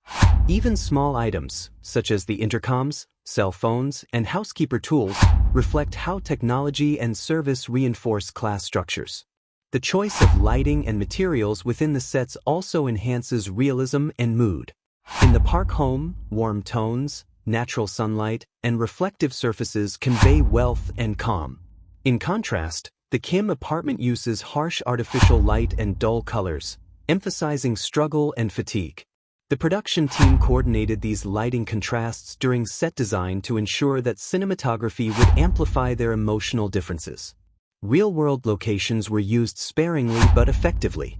For example, the street outside the Kim home was based on real Seoul neighborhoods, with digital extensions used to expand the environment. These choices ground the film in realism, ensuring that audiences, especially those in the USA unfamiliar with Korean urban architecture, can intuitively grasp the social and economic context. What makes Parasite's set design extraordinary is how invisible it feels while watching. The realism is so strong that viewers forget they are looking at built environments. The design never overwhelms the story, it supports it, reflects it, and deepens it. The spaces themselves become characters, each with their own mood and moral significance. For a USA audience accustomed to grand sets in Hollywood productions, Parasite offers a lesson in purposeful design. It demonstrates how environments can convey character psychology and social commentary more powerfully than dialogue. Every wall, window, and floorboard carries narrative weight. The precision of Lee Ha-jun's design work transforms Parasite from a simple story of class conflict into a layered visual experience, where architecture itself becomes a metaphor for inequality and aspiration. The dialogue and script of Parasite, 2019, written by Bong Joon-ho and Han Jin-won, stand as one of the film's most powerful tools for storytelling. It's not just what the characters say but how they say it, when they stay silent, and how their words shift depending on who they're talking to. The screenplay is sharp, layered, and intentional, weaving humor, tension, and social critique into every exchange. What makes the script remarkable is its ability to balance accessibility with depth. It never preaches, but every line carries meaning. For a USA audience used to overt exposition in Hollywood dramas, Parasite's script offers a refreshing masterclass in subtlety and precision. The dialogue feels natural, even mundane at times, yet it's charged with hidden motives and class tension. The Kim family, living in poverty, often speaks in quick, overlapping sentences filled with wit and sarcasm. Their exchanges are fast-paced and practical, reflecting their resourcefulness and street smarts. In contrast, the Park family's dialogue is polite, measured, and often detached. They speak in tones that signal privilege and comfort, with pauses that suggest a life unhurried by struggle. This contrast between the two families' communication styles mirrors their social divide. The Kims speak to survive, while the Parks speak to maintain an image. One of the script's strengths is its use of situational dialogue to reveal character dynamics without exposition. For instance, when Ki-woo, the son from the Kim family, first visits the Park household to tutor Dae, the Park daughter, his polite, formal speech conceals nervous ambition. Mrs. Park's questions, though seemingly friendly, are loaded with assumptions about education and status. The scene unfolds like a dance of words, where both characters are performing roles for each other. The tension between sincerity and performance runs throughout the film, and the dialogue captures that perfectly. A standout example of the film's layered writing comes in the recurring use of the word plan. Ki-taek, the father of the Kim family, often tells his son that one must always have a plan to survive. But later, after everything collapses, he admits that the best plan is no plan at all, because life never goes as expected. This dialogue isn't just character development, it encapsulates the film's philosophical message about fate, class struggle, and the illusion of control. In American storytelling terms, this line functions like a thematic thesis, delivered in casual speech rather than grand monologue. The script also makes brilliant use of subtext. Many of the film's most revealing moments occur not in what is said but in what is avoided. When Mrs. Park comments on the smell of the Kim family, her words are superficially innocent but carry layers of class prejudice. It's not an insult about hygiene, it's a metaphor for social contamination.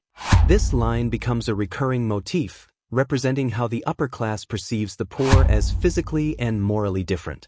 The way the Kims react to this subtle insult, through glances, silences, and suppressed rage, shows how dialogue interacts with performance to create emotional depth. Parasite's dialogue also uses humor as a disguise for tension. The script's first half feels like a comedy of manners, full of clever banter and ironic juxtapositions. The Kims joke about their cons, the Parks make oblivious remarks about their staff, and the audience laughs at the absurdity of the situation. Yet as the story progresses, the same tone becomes unsettling. The humor curdles into dread as lies compound and the tone shifts toward tragedy. This tonal fluidity is achieved through writing that walks a fine line between realism and satire.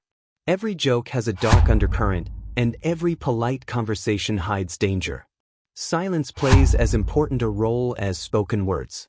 Bong Joon-ho uses pauses and unspoken tension to heighten realism and suspense. When the Kims hide under the table as the Parks return home, the lack of dialogue becomes deafening. The sound of whispers, breathing, and subtle movements replaces words, creating one of the most nerve-wracking sequences in modern cinema. In these moments, the absence of dialogue communicates fear, guilt, and power imbalance more effectively than any speech could. The film also excels in showing how dialogue changes depending on social context. When the Kims interact with each other, their speech is direct and informal. When they talk to the Parks, they adopt refined manners and careful phrasing. This linguistic code switching mirrors the real-world experience of people who navigate class boundaries daily. For a USA audience, this subtle transformation is recognizable as a universal social performance, one that transcends language and culture. The script avoids melodrama, even in its emotional peaks. When tragedy strikes, the characters' words remain understated, making the moments more powerful. For example, after the climactic violence at the garden party, the surviving family members don't deliver tearful speeches. Their silence and minimal dialogue reflect shock and despair more authentically than dramatic monologues ever could. This restraint is a key reason why the screenplay feels so grounded. There are virtually no lines in Parasite that feel clumsy or unnecessary. Every exchange either advances the plot, deepens character, or builds theme. Even the most casual conversations, about food, jobs, or weather, carry metaphorical weight.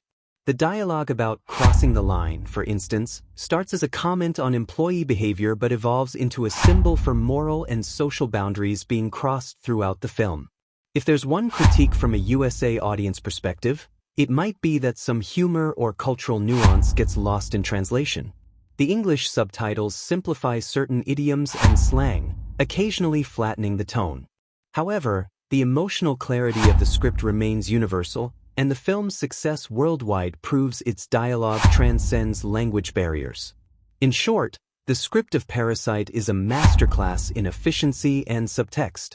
Every word, pause, and silence serves the story. The dialogue exposes hypocrisy, builds suspense, and humanizes even the most flawed characters. Rather than relying on exposition, it allows viewers to discover meaning through observation. For audiences accustomed to overt dialogue-driven storytelling, Parasite demonstrates how conversation, irony, and silence can merge to create a layered, emotionally intelligent cinematic experience. Parasite, 2019, is one of those rare films that defy simple classification. While it's often described as a dark comedy or social thriller, it fluidly moves across genres, blending drama, satire, suspense, and horror into one cohesive experience. Director Bong Joon-ho once referred to it as a tragicomedy, and that might be the closest description.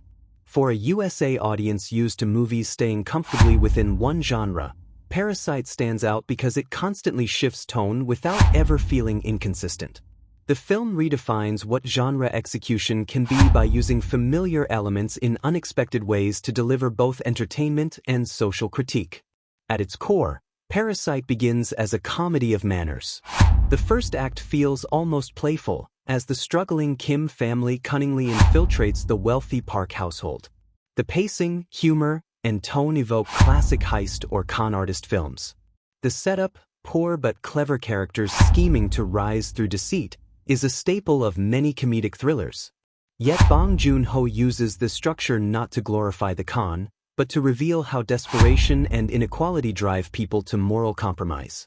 The writing is full of situational irony, where the audience laughs at the clever tricks while sensing the tragedy looming underneath. This dual emotional pull, humor mixed with unease, marks the film's first genre twist. As the story unfolds, the comedic tone gives way to something darker. The midsection of the film evolves into a suspense thriller. When the former housekeeper returns on a stormy night to reveal the hidden basement, the film pivots sharply into psychological tension. The claustrophobic setting, the storm outside, and the shocking revelation that someone has been secretly living beneath the Park home all align with horror and mystery conventions. The tonal shift is so seamless that it feels earned rather than jarring. For a USA audience accustomed to thrillers announcing themselves early, Parasite's shift works because it's built on strong narrative groundwork. The tension arises naturally from the characters' lies catching up to them. By the time the climax arrives, the film has transformed again into a tragedy. The garden party sequence, which begins as a moment of calm luxury, erupts into chaos and violence. The sudden explosion of brutality shocks audiences, echoing the abrupt tonal shifts found in horror films but grounded in social realism. Bong Joon-ho uses the conventions of horror not for supernatural scares, but for emotional truth. The horror in Parasite is the horror of inequality, humiliation, and rage. The violence feels inevitable because every previous genre beat, the comedy, the thriller, the drama, was building toward this eruption. What makes Parasite so successful is that it never fully abandons one genre for another. Instead, it layers them. The film's comedic surface hides a tragic core. Its thrilling twists serve deeper social themes. For American audiences familiar with genre hybrids like Get Out or American Psycho, Parasite feels both familiar and original. Like those films, it uses genre conventions to critique social systems, but its Korean cultural context gives it a distinctive rhythm and tone. The humor is dry and situational, the suspense grounded in realism, and the horror psychological rather than fantastical. In terms of classic genre beats, Parasite nails several. The first act's setup follows the plan and execution, formula common in heist films. The midpoint twist, the discovery of the bunker, is a textbook example of a narrative reversal that raises the stakes and changes the audience's understanding of the story. The climax delivers catharsis through violence, a trait shared by many thrillers and dramas. Yet Bong Joon-ho avoids cliché endings. Instead of offering resolution, he leaves viewers with unease and ambiguity. Ki-woo's fantasy of buying the park house in the final moments plays like a dream sequence from a hopeful drama, but it's undercut by the brutal reality that such dreams are unattainable. This subversion of genre expectation transforms what could have been a straightforward ending into something haunting and philosophical. Parasite also refreshes familiar tropes by recontextualizing them. The house as a character, motif, often seen in horror films, becomes a symbol of social hierarchy. The hidden basement trope, used countless times in thrillers to reveal dark secrets, takes on new meaning as a metaphor for the unseen labor and suffering beneath privilege. The infiltration plot, usually portrayed as clever or glamorous in Hollywood films, here becomes tragic and morally complex. The film constantly asks viewers to reconsider their emotional alignment with the characters, blurring the traditional boundaries between hero and villain. For a USA audience, these choices might feel unconventional but deeply rewarding. American thrillers often telegraph tone through music or pacing cues, but Parasite trusts its audience to follow along as the tone evolves. The humor doesn't undercut the tension, it deepens it, reminding viewers that laughter and fear often coexist in real life. Bong Joon-ho's direction ensures that each genre shift feels organic, flowing from character behavior rather than plot manipulation. Another notable strength in genre execution is the film's control of pacing. The first half builds slowly, emphasizing domestic comedy and class observation, while the second half accelerates into psychological tension. This rhythm mirrors the experience of the characters, the slow climb towards stability followed by a rapid collapse into chaos. The editing and cinematography reinforce this pacing, making the transitions between genres invisible to the viewer's perception. Parasite ultimately invents its own genre, a social thriller with the emotional resonance of family drama and the suspense of horror. It doesn't mock genre traditions but redefines them to serve its themes. Its unpredictability is its greatest asset. Each time the audience thinks they understand what kind of film they're watching, it changes form, just like the parasites of the title adapt to their environment. For viewers in the USA, accustomed to genre conventions where tone and outcome are predictable, Parasite offers something rare, a story that refuses to be contained. It honors the essence of multiple genres while transcending them, proving that cinematic storytelling can be thrilling, emotional, and thought-provoking all at once. Parasite, 2019, directed by Bong Joon-ho, stands as one of the most profound examples of how cinema can dissect social and cultural realities while delivering gripping storytelling.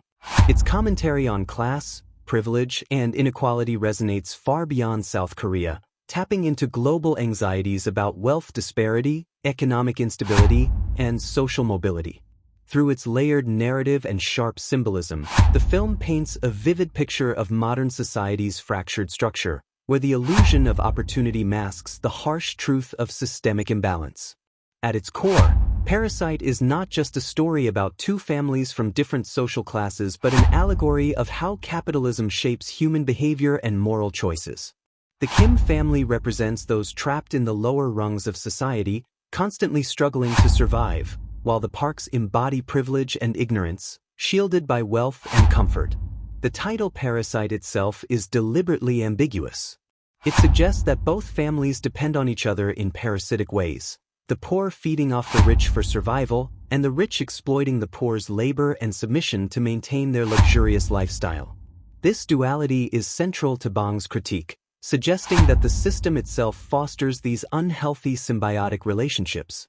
Parasite explores the cultural obsession with upward mobility and how economic desperation erodes dignity.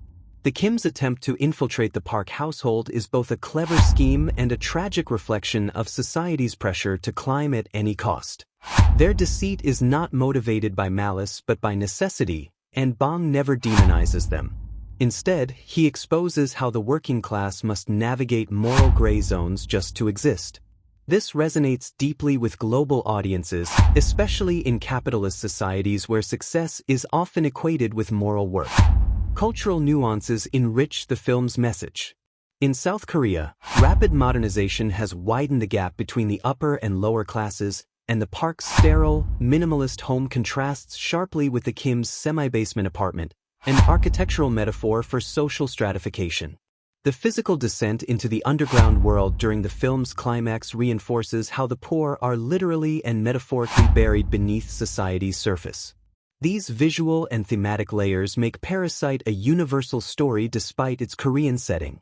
The film's social commentary extends beyond class to touch on how privilege breeds detachment. The Park's polite demeanor masks their casual cruelty, the way Mrs. Park remarks on the smell of the poor or their inability to cross invisible social lines. This olfactory motif becomes a symbol of inescapable poverty, suggesting that no matter how well the Kims disguise themselves, their scent betrays their origin. It's a heartbreaking metaphor for how inequality is ingrained and how society's hierarchy reinforces the idea that some people simply don't belong. Parasite also critiques performative kindness and the illusion of meritocracy. The Parks see themselves as benevolent employers, yet their generosity depends on remaining blind to the Kims' suffering. Bong exposes how the wealthy often view the poor as service providers rather than as human beings with their own dignity. This hypocrisy is not unique to Korea. It's a global truth. The same system that rewards greed and punishes empathy exists in many nations, making the film's commentary feel painfully familiar to Western audiences as well. The cultural impact of Parasite lies in its refusal to simplify morality. It doesn't divide characters into heroes and villains but shows how environment and circumstance shape behavior. The violence that erupts in the final act is not random but the inevitable outburst of suppressed rage and humiliation. The film suggests that when the gap between rich and poor becomes unbearable, civility breaks down and chaos follows. The social critique thus becomes both psychological and structural, a mirror reflecting the fragility of the systems we live within. Bong Joon-ho's storytelling also carries an element of dark humor, which sharpens the satire rather than dulls it. By framing class struggle through moments of absurdity and irony, he exposes the grotesque normalcy of inequality. It's not just tragic, it's ridiculous that society accepts such imbalance as natural. This tone allows Parasite to engage audiences intellectually and emotionally without preaching, making its commentary more powerful. In the context of cultural commentary, Parasite also challenges Western perceptions of Asian cinema. It redefines expectations, proving that stories deeply rooted in local realities can achieve universal resonance. Its Oscar win for Best Picture symbolized a breaking of cinematic barriers and a recognition that the social issues it portrays are not confined to one culture. They are global, urgent, and inescapable. In conclusion, Parasite 2019 delivers a searing social and cultural critique disguised as entertainment. It explores how class, greed, and inequality intertwine to shape modern human existence. By examining the ways people adapt, deceive, and survive within an unfair system, It forces viewers to question their own place in that hierarchy. The film's brilliance lies not only in its storytelling but in its mirror-like reflection of a world that rewards privilege while crushing empathy. Its relevance to American audiences is undeniable, as it echoes the same socioeconomic divides present in cities from Los Angeles to New York. Parasite doesn't just tell a story, it exposes the system that makes such stories inevitable. Parasite, 2019, is a masterclass in audience engagement, skillfully guiding viewers through a roller coaster of emotions that range from laughter to shock, sympathy to horror. Bong Joon-ho's direction ensures that every scene is calibrated to provoke a response, whether it is a gasp, a chuckle, or stunned silence. What makes Parasite so effective is not just its storytelling, but how it manipulates viewer expectations at every turn. It keeps audiences constantly recalibrating what kind of movie they are watching, starting as a dark comedy, evolving into a tense thriller, and finally exploding into tragedy. This unpredictability is one of the key reasons viewers remain glued to the screen and continue discussing the film long after the credits roll.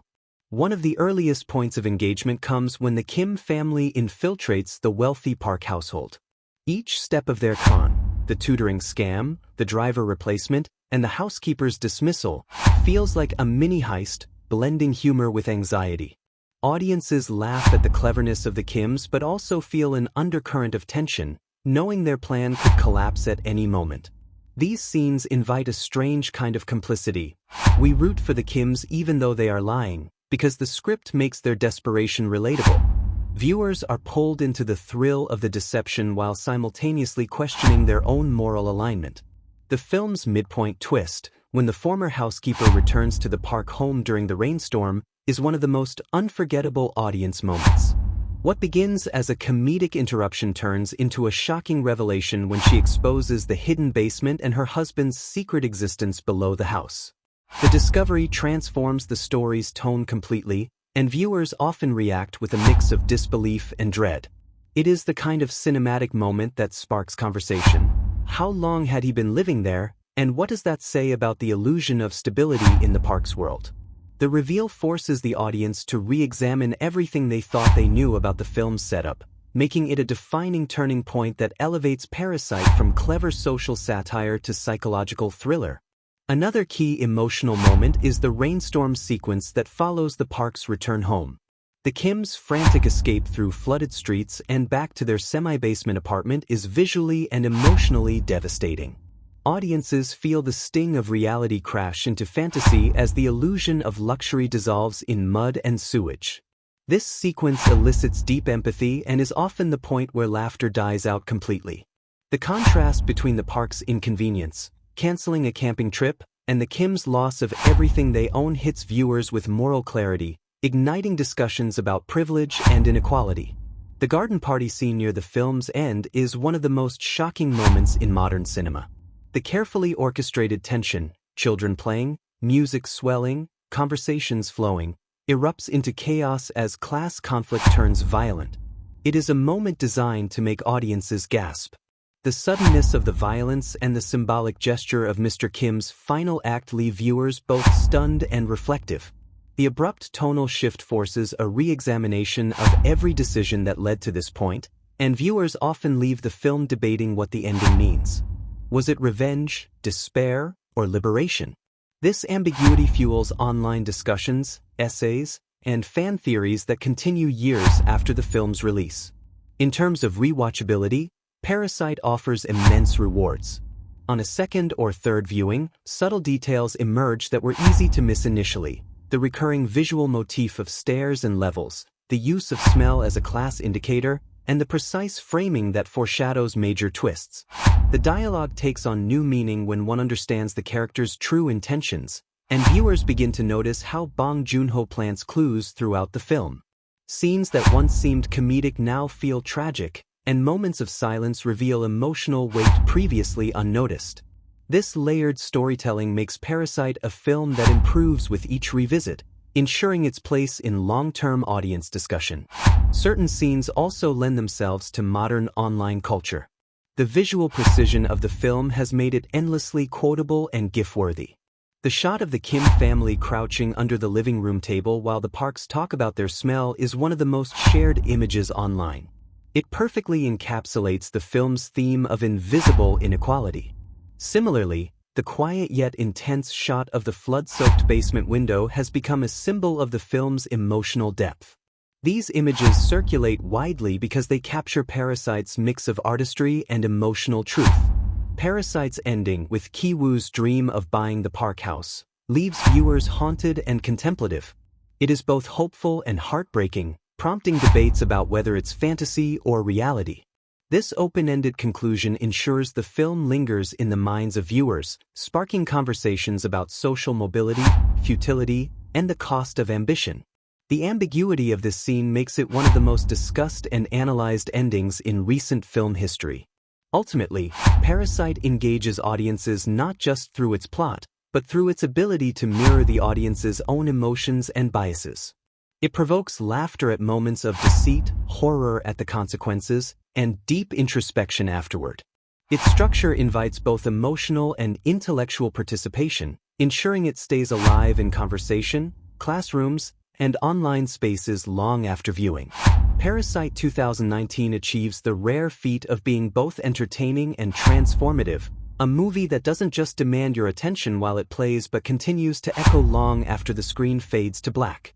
When comparing Parasite 2019 to other films within its genre and to director Bong Joon-ho's earlier work, it becomes clear why this film stands apart as a landmark in modern cinema. Parasite defies simple categorization.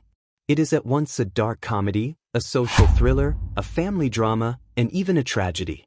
Its fluid mix of tones and genres recalls earlier films that explore class and society but with a distinctly sharper edge. By looking at its cinematic relatives, both thematically and stylistically, we can better understand how Parasite refines, reinvents, and sometimes transcends the traditions it inherits. Within Bong Joon-ho's filmography, Parasite feels like a culmination of his lifelong preoccupations with inequality, moral compromise, and the absurd contradictions of human behavior. Earlier films like Memories of Murder, 2003, and The Host, 2006, show his fascination with class, incompetence, and the consequences of systemic failure. Memories of Murder used procedural storytelling to explore futility within a flawed justice system, while The Host turned a monster movie into a critique of bureaucracy and government neglect. Parasite takes these interests and distills them into something more intimate and universal. Instead of monsters or detectives, it gives us ordinary people struggling for survival within a rigid class structure. This shift in focus toward human-driven horror makes it both more relatable and more unsettling. In tone and construction, Parasite shares DNA with Snowpiercer, 2013, another Bong Joon-ho film obsessed with vertical hierarchies and social mobility. Snowpiercer presented class division literally through the structure of a train, those in the back cars suffering while elites live in luxury at the front. Parasite echoes this metaphor in architectural form, the semi-basement of the Kim family versus the elevated modern home of the Parks. But Parasite refines Snowpiercer's overt allegory into something subtler and more emotionally grounded. Rather than using spectacle and violence to make its point, Parasite embeds its social critique in human interaction, deceit, and moral ambiguity. The result feels less like a political sermon and more like a natural extension of everyday human behavior. When placed beside other socially conscious films, Parasite invites comparisons to Jordan Peele's Get Out, 2017. Both films use genre storytelling to expose hidden social dynamics, Get Out through horror and racial satire, Parasite through class tension and black humor. Each film uses the discomfort of everyday politeness to highlight exploitation lurking beneath civility. However, where Get Out ultimately leans into genre conventions and cathartic revenge, Parasite resists such closure. It ends not with triumph but with a haunting dream of impossible escape. In this way, Bong's film feels more tragic and less moralistic, inviting pity rather than satisfaction. Thematically, Parasite also recalls Italian neo-realist films like Vittorio De Sica's Bicycle Thieves, 1948, and contemporary works such as Hirokazu Koreida's Shoplifters, 2018. Both Parasite and Shoplifters center on impoverished families surviving through deception, exploring moral gray zones without condemning their characters. The two films also share a fascination with the fragility of chosen families and the quiet dignity of those living at society's margins. Yet Parasite distinguishes itself by its precision of tone. It moves effortlessly between farce and despair, something few films achieve with such confidence. Some critics also liken Parasite to Alfred Hitchcock's thrillers, particularly for its mastery of suspense and visual storytelling. The hidden basement and the escalating tension within a confined setting recall Hitchcock's skill at using physical spaces to externalize psychological states. However, Bong's direction brings a more modern, class-conscious perspective to that tension. The terror in Parasite doesn't come from a single villain but from the invisible structures of inequality that trap both the poor and the rich. From a tonal standpoint, Parasite's blend of humor and horror aligns with the Coen brothers' style, particularly films like Fargo, 1996, or Burn After Reading, 2008, where absurdity and violence coexist seamlessly. Like the Coens, Bong Joon-ho uses dark humor to expose the chaos of human ambition. Yet while the Coens often embrace existential irony, Bong roots his absurdity in empathy. Even at their most deceitful, the Kims remain sympathetic, a quality that deepens the emotional resonance of the film's tragic conclusion. Comparing Parasite to other South Korean films also offers perspective. It shares thematic territory with Park Chan-wook's The Handmaiden, 2016, which similarly explores class, manipulation, and deception within luxurious surroundings. Yet while The Handmaiden emphasizes eroticism and psychological games, Parasite keeps its focus grounded in the domestic and the economic. Bong Joon-ho's storytelling feels closer to the social realism of Im Sang-soo's The Housemaid, 2010, another film about the collision of wealth and servitude. However, Parasite's balance of universality and specificity allows it to reach beyond Korean society, resonating just as strongly with Western audiences. Parasite's international success also places it within the lineage of Oscar-winning social dramas such as Roma, 2018, or Slumdog Millionaire, 2008. Like those films, it exposes economic divides through intimate human stories. But unlike Roma's quiet realism or Slumdog Millionaire's melodramatic structure, Parasite blends genres with sharper tonal contrast. This daring mixture makes it less predictable and far more rewatchable. It rewards active viewing, with new meanings emerging upon every revisit. If there is a weakness when compared to some of its cinematic peers, it may lie in its deliberate ambiguity. While some viewers appreciate its refusal to moralize, others might find its ending frustratingly open. Films like Get Out or Snowpiercer offer clear resolutions, while Parasite ends on a lingering ache that provides reflection rather than release. Yet this lack of closure is arguably part of its strength, making it a film that stays alive in public conversation rather than fading into consensus.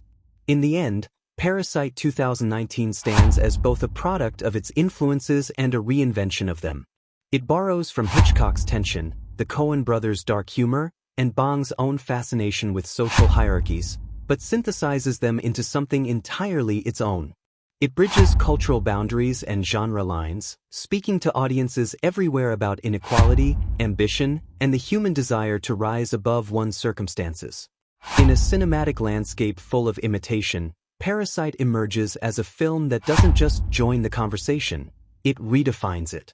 Parasite, 2019, is one of the most symbolically rich films in modern cinema, using everyday objects, architecture, and visual patterns to layer meaning beneath the surface of its story. Director Bong Joon-ho doesn't rely on dialogue to explain his ideas. Instead, he embeds them in the environment, framing, and repetition of images. These symbols deepen the film's commentary on class, ambition, and inequality, turning what could have been a straightforward social drama into a complex visual experience. Each prop and setting choice carries thematic weight, making Parasite a film that rewards close attention. One of the most significant symbols in Parasite is architecture, the physical spaces that divide the rich and poor. The park's luxurious modern home represents privilege, safety, and exclusivity. Its elevated location literally places the family above the chaos of the city. The Kim family, on the other hand, lives in a semi-basement apartment, half underground and half exposed to the street. This space reflects their liminal social position. They are not entirely destitute, but they live on the edge of poverty. The difference in elevation between the two homes becomes a recurring metaphor throughout the film. Every time the Kims climb to the Park house, they are metaphorically ascending the social ladder, and every time they descend to their own home, they are plunged back into the harsh reality of their status. The flood sequence drives this point home, as the rain literally washes the Kims back down into their basement, underscoring the futility of their upward climb. The film's frequent imagery of stairs reinforces this theme of ascent and descent. Bong Joon-ho uses staircases not just as set pieces but as emotional transitions. Characters move up or down stairs whenever their fortunes change. The park's home features multiple staircases, including the hidden one leading to the underground bunker. That secret staircase acts as a dark mirror of the visible one, symbolizing the hidden underclass that sustains the wealthy's comfort. The discovery of this hidden layer within the house mirrors the film's revelation about society. There's always someone unseen, suffering below the surface, maintaining the illusion of perfection above. Another crucial symbol is the scholar's stone that Ki-woo receives from his friend Min at the start of the film.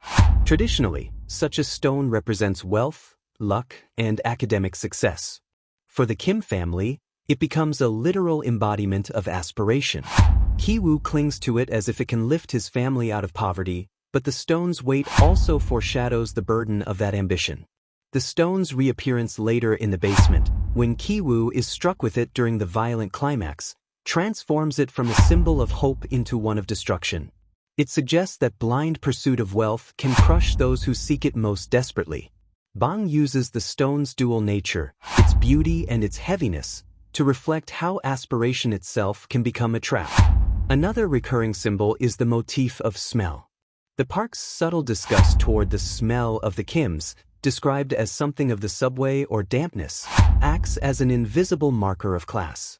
Smell in Parasite becomes a metaphor for the inescapable traces of poverty that cling to people regardless of how well they disguise themselves. It is the one thing the Kims cannot wash away or hide behind manners and lies. When Mr. Park flinches at the odor of his driver, it becomes an unspoken insult that cuts deeper than words.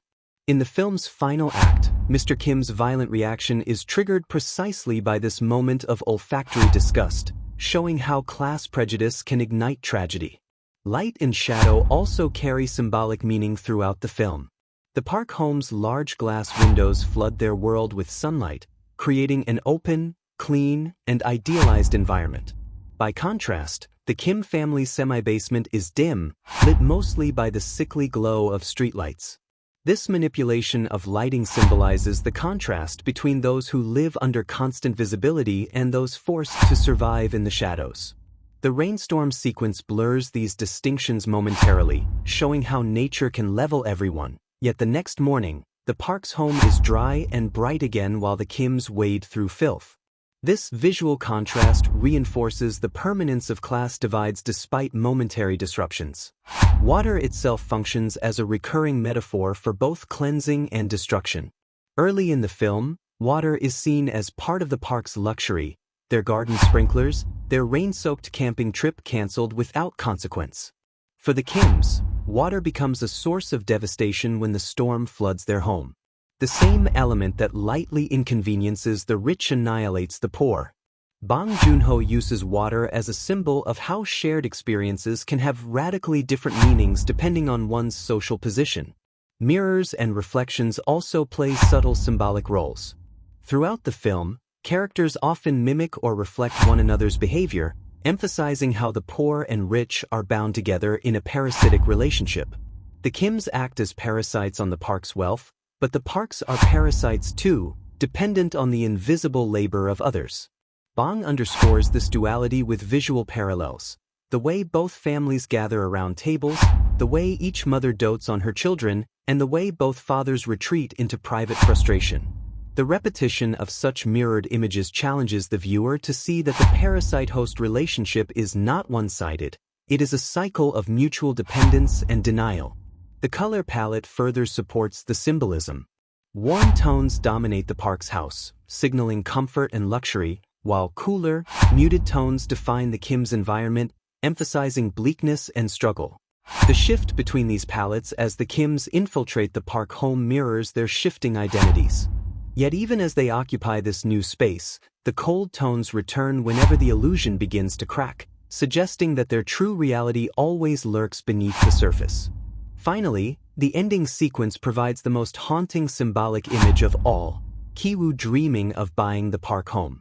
The return to the semi-basement window, bathed in soft daylight, suggests that nothing has truly changed. The camera slowly descends once again, grounding the dream in reality. This final descent serves as the ultimate metaphor for the film's message, that upward mobility in an unequal world is an illusion, and hope itself can be another form of entrapment. Parasite 2019 uses these symbols not as decoration but as storytelling tools. Every image, object, and movement reinforces the film's larger meditation on class, ambition, and human vulnerability. Bong Joon-ho constructs a world where meaning hides in plain sight, asking the viewer to look closer to see what lies beneath. Parasite 2019 is not part of a franchise or cinematic universe, nor is it based on a historical event, yet it holds an important place in both film history and the broader cultural context of the late 2010s. Its release marked a turning point for global cinema, becoming the first non-English language film to win the Academy Award for Best Picture. In doing so, it broke barriers that had long separated foreign films from mainstream recognition in the United States and Europe. Though it is an entirely original story, Parasite's historical importance lies in how it reshaped the conversation about class inequality in a modern capitalist world and redefined what global audiences expect from international storytelling. To understand the film's historical context, it's essential to consider South Korea's social and economic background. The movie arrived at a time when class division in South Korea was a growing public concern. Over decades of rapid modernization, the country had produced both technological success and widening economic inequality. For many South Koreans, the semi-basement living conditions of the Kim family were not fictional but a recognizable reality. These types of homes, originally built as bomb shelters, became low-income housing options in Seoul. Parasite captured this disparity with eerie authenticity, portraying how the lower class struggles for visibility while the upper class enjoys comfort and detachment. This setting resonated not only within South Korea but globally, especially in nations facing similar wealth gaps. While Parasite is not based on true events, it belongs to a long cinematic tradition of class-conscious storytelling. Its themes echo through decades of global cinema, recalling works such as Louis Buñuel's The Discreet Charm of the Bourgeoisie, 1972, and Jean Renoir's The Rules of the Game, 1939, both of which satirized class hypocrisy through absurd or ironic storytelling. Bong Joon-ho modernized these classic concerns with contemporary realism, applying them to urban architecture, modern labor systems, and the globalized economy. In that sense, Parasite fits into a historical continuum of films that critique capitalism, but it translates those ideas into a visual language accessible to today's viewers. The film's release also coincided with a significant moment in Hollywood history, where the dominance of franchise filmmaking, Marvel, Star Wars, and other blockbuster series, was being questioned by critics and audiences seeking originality. Parasite arrived like a counterpoint to this trend.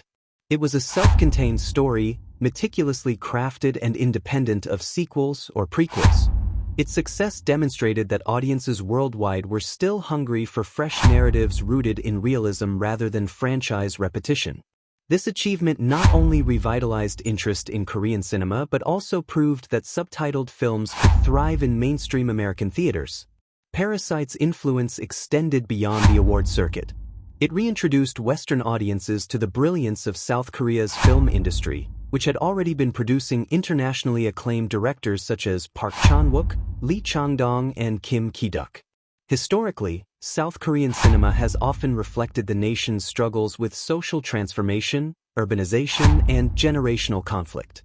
Parasite distilled all of these historical themes into a single story, making it both culturally specific and universally relevant. Its depiction of economic anxiety and aspiration spoke to an entire generation living under late capitalism, from Seoul to Los Angeles. There are also subtle historical resonances within the film itself. Bong Joon-ho draws on South Korea's post-war class hierarchy and the lingering effects of rapid industrialization that began in the 1960s. The park's minimalist, Western-influenced home reflects the nation's obsession with modern success and global prestige, while the Kim's cramped living space reveals the forgotten underside of that progress.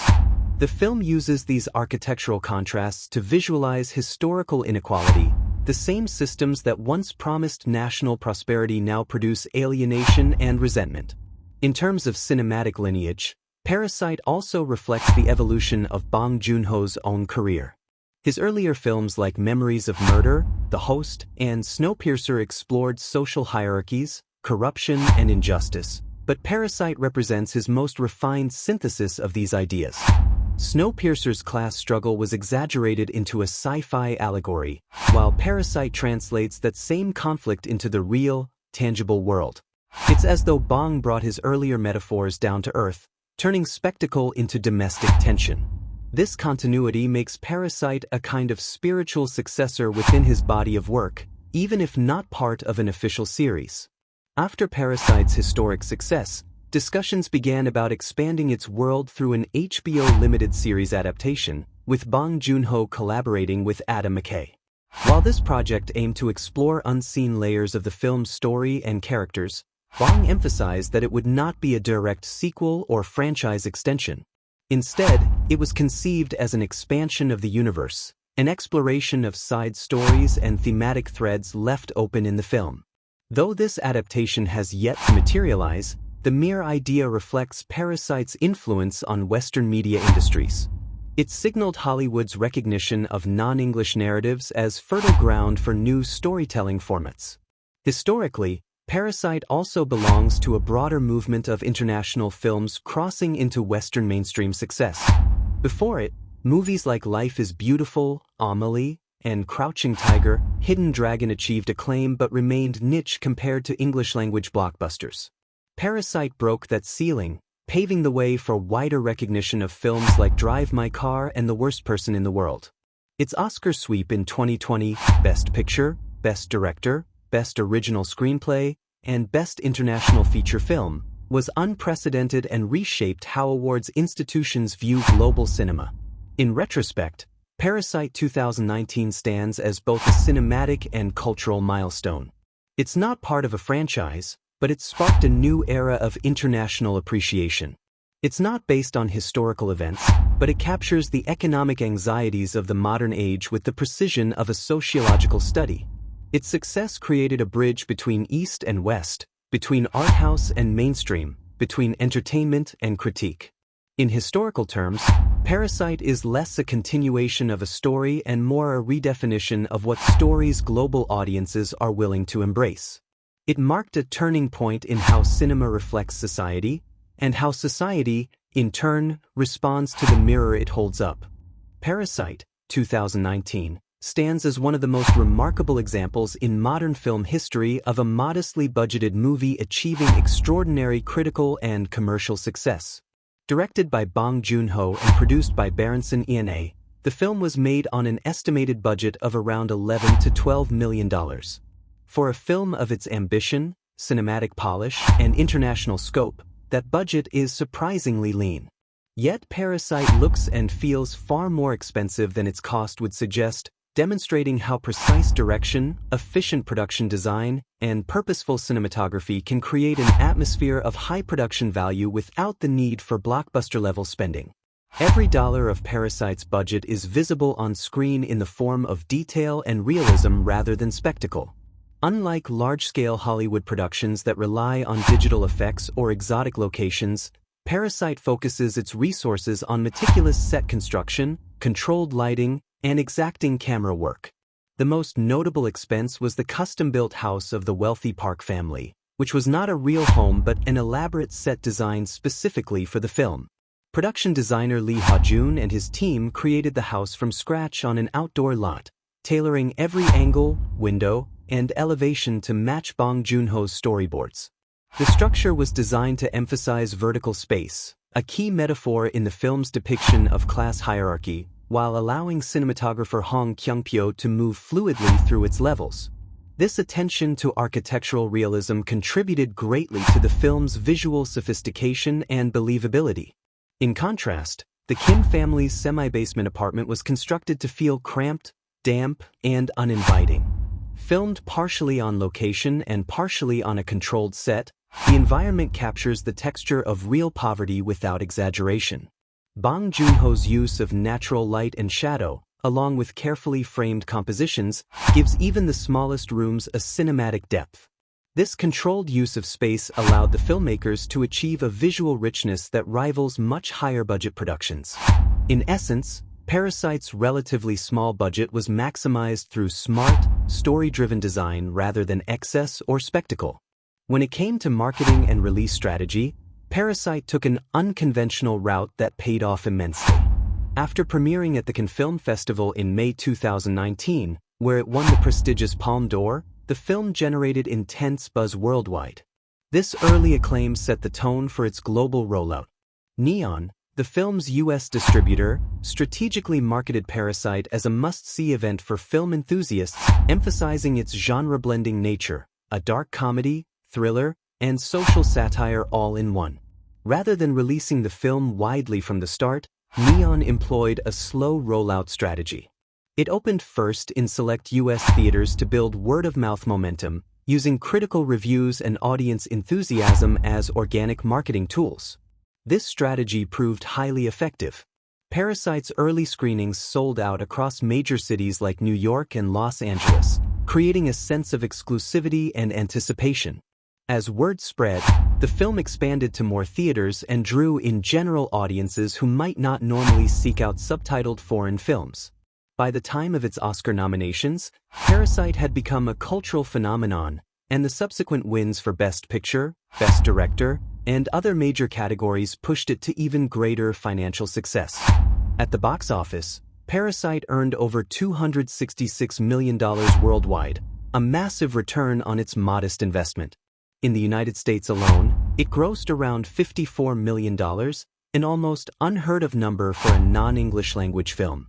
The film's box office trajectory was unusual. Rather than peaking early and tapering off, it sustained and even grew its audience over time thanks to repeat viewings, awards buzz, and strong online conversation.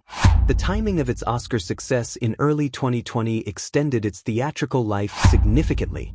Financial success, however, was only part of the story. Parasite also transformed the economics of international cinema by proving that subtitled films could perform at the same level as major English-language releases when supported by effective marketing and strong storytelling. It broke through long-standing biases in Hollywood about what types of films could attract U.S. audiences. In doing so, it paved the way for other international productions to gain visibility and distribution in Western markets. Another factor contributing to the film's profitability was its efficient production schedule. Bong Joon-ho is known for his precise planning, and Parasite was storyboard down to the last detail before shooting began. This approach minimized reshoots and kept costs under control. The film was shot in less than 3 months, which is relatively short for a movie of its complexity. Post-production was equally streamlined, with limited use of visual effects, mainly to enhance weather conditions and remove unwanted background elements. This efficiency allowed the filmmakers to maintain high quality without inflating costs. Parasite's financial success also extended beyond traditional box office metrics. Its digital release on streaming platforms and its later availability on Blu-ray and video on demand brought in additional revenue. The film became a bestseller in home entertainment markets, as viewers sought to rewatch and analyze its intricate storytelling. Its cultural impact further increased merchandise sales, academic licensing, and global distribution deals. By early 2021, Parasite had not only recouped its production and marketing expenses but had multiplied its investment many times over. From a financial perspective, Parasite stands as a textbook case of how creative vision can outperform expensive spectacle. It relied on storytelling precision, world-class craftsmanship, and clever marketing rather than star power or visual effects. Its return on investment was comparable to or greater than many Hollywood blockbusters, despite operating on a fraction of their budgets. This success story has since become a model for filmmakers and studios seeking to balance artistry with profitability. In the end, Parasite's budget and box office journey highlight an essential truth: great films don't need massive spending to make a massive impact. Bong Joon-ho and his team proved that with thoughtful direction, authenticity, and a deep understanding of audience psychology, a film can transcend language and culture while still dominating the global box office.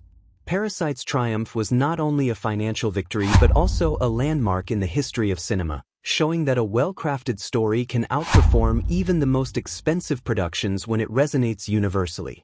Here's the revised version in plain paragraph form without any links. In the United States, Parasite, 2019, is available on major streaming services such as Netflix and Max. If you prefer owning a copy or watching in higher quality, you can rent or buy it on platforms like Apple TV, Amazon Video, and Fandango at home. Blu-ray and 4K editions are also available for those who want a physical copy. For the best viewing experience, watching on a large screen with good sound is ideal. This allows viewers to fully appreciate the film's visuals, architecture, and set design, which are central to the story.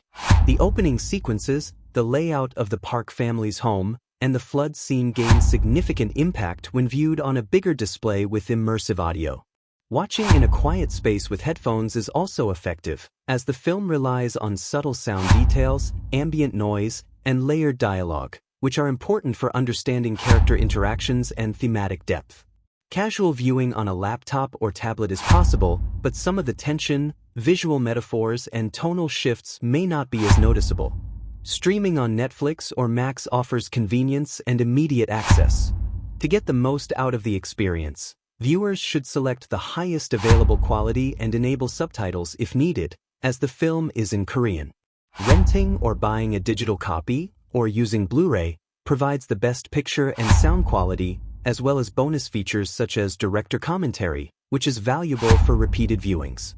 Special theatrical screenings, though rare, can offer the ultimate experience in terms of scale, clarity, and sound, particularly in cinemas with quality audio systems. The choice of viewing context matters because Parasite is more than just a story. It uses visuals, sound, and pacing to convey social themes and emotional tension. The contrast between the Park home and the Kim family's semi-basement, the architecture, and the flood scene all gain depth when seen clearly and with attention. The tonal shifts from dark comedy to thriller to tragedy require viewers to focus, so casual or distracted viewing may reduce the impact of these elements.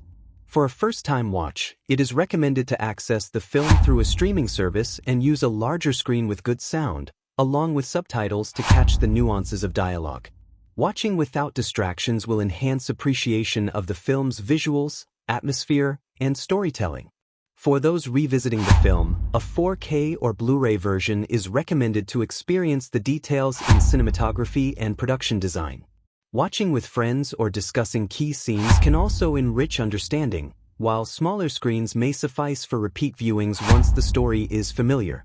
Ultimately, Parasite rewards viewers who give it full attention. While it can be enjoyed casually on a streaming platform, the full impact, its visuals, sound design, and layered themes, is best experienced in a setting with a large screen, good audio, and a focused environment. This approach ensures that audiences capture the subtle details, emotional tension, and narrative depth that make Parasite a standout cinematic experience. If you like this video, don't forget to give it a thumbs up and subscribe to the channel for more amazing content. Your support really helps us create more detailed and high-quality videos just like this one, so make sure to hit the bell icon and stay updated with our latest uploads.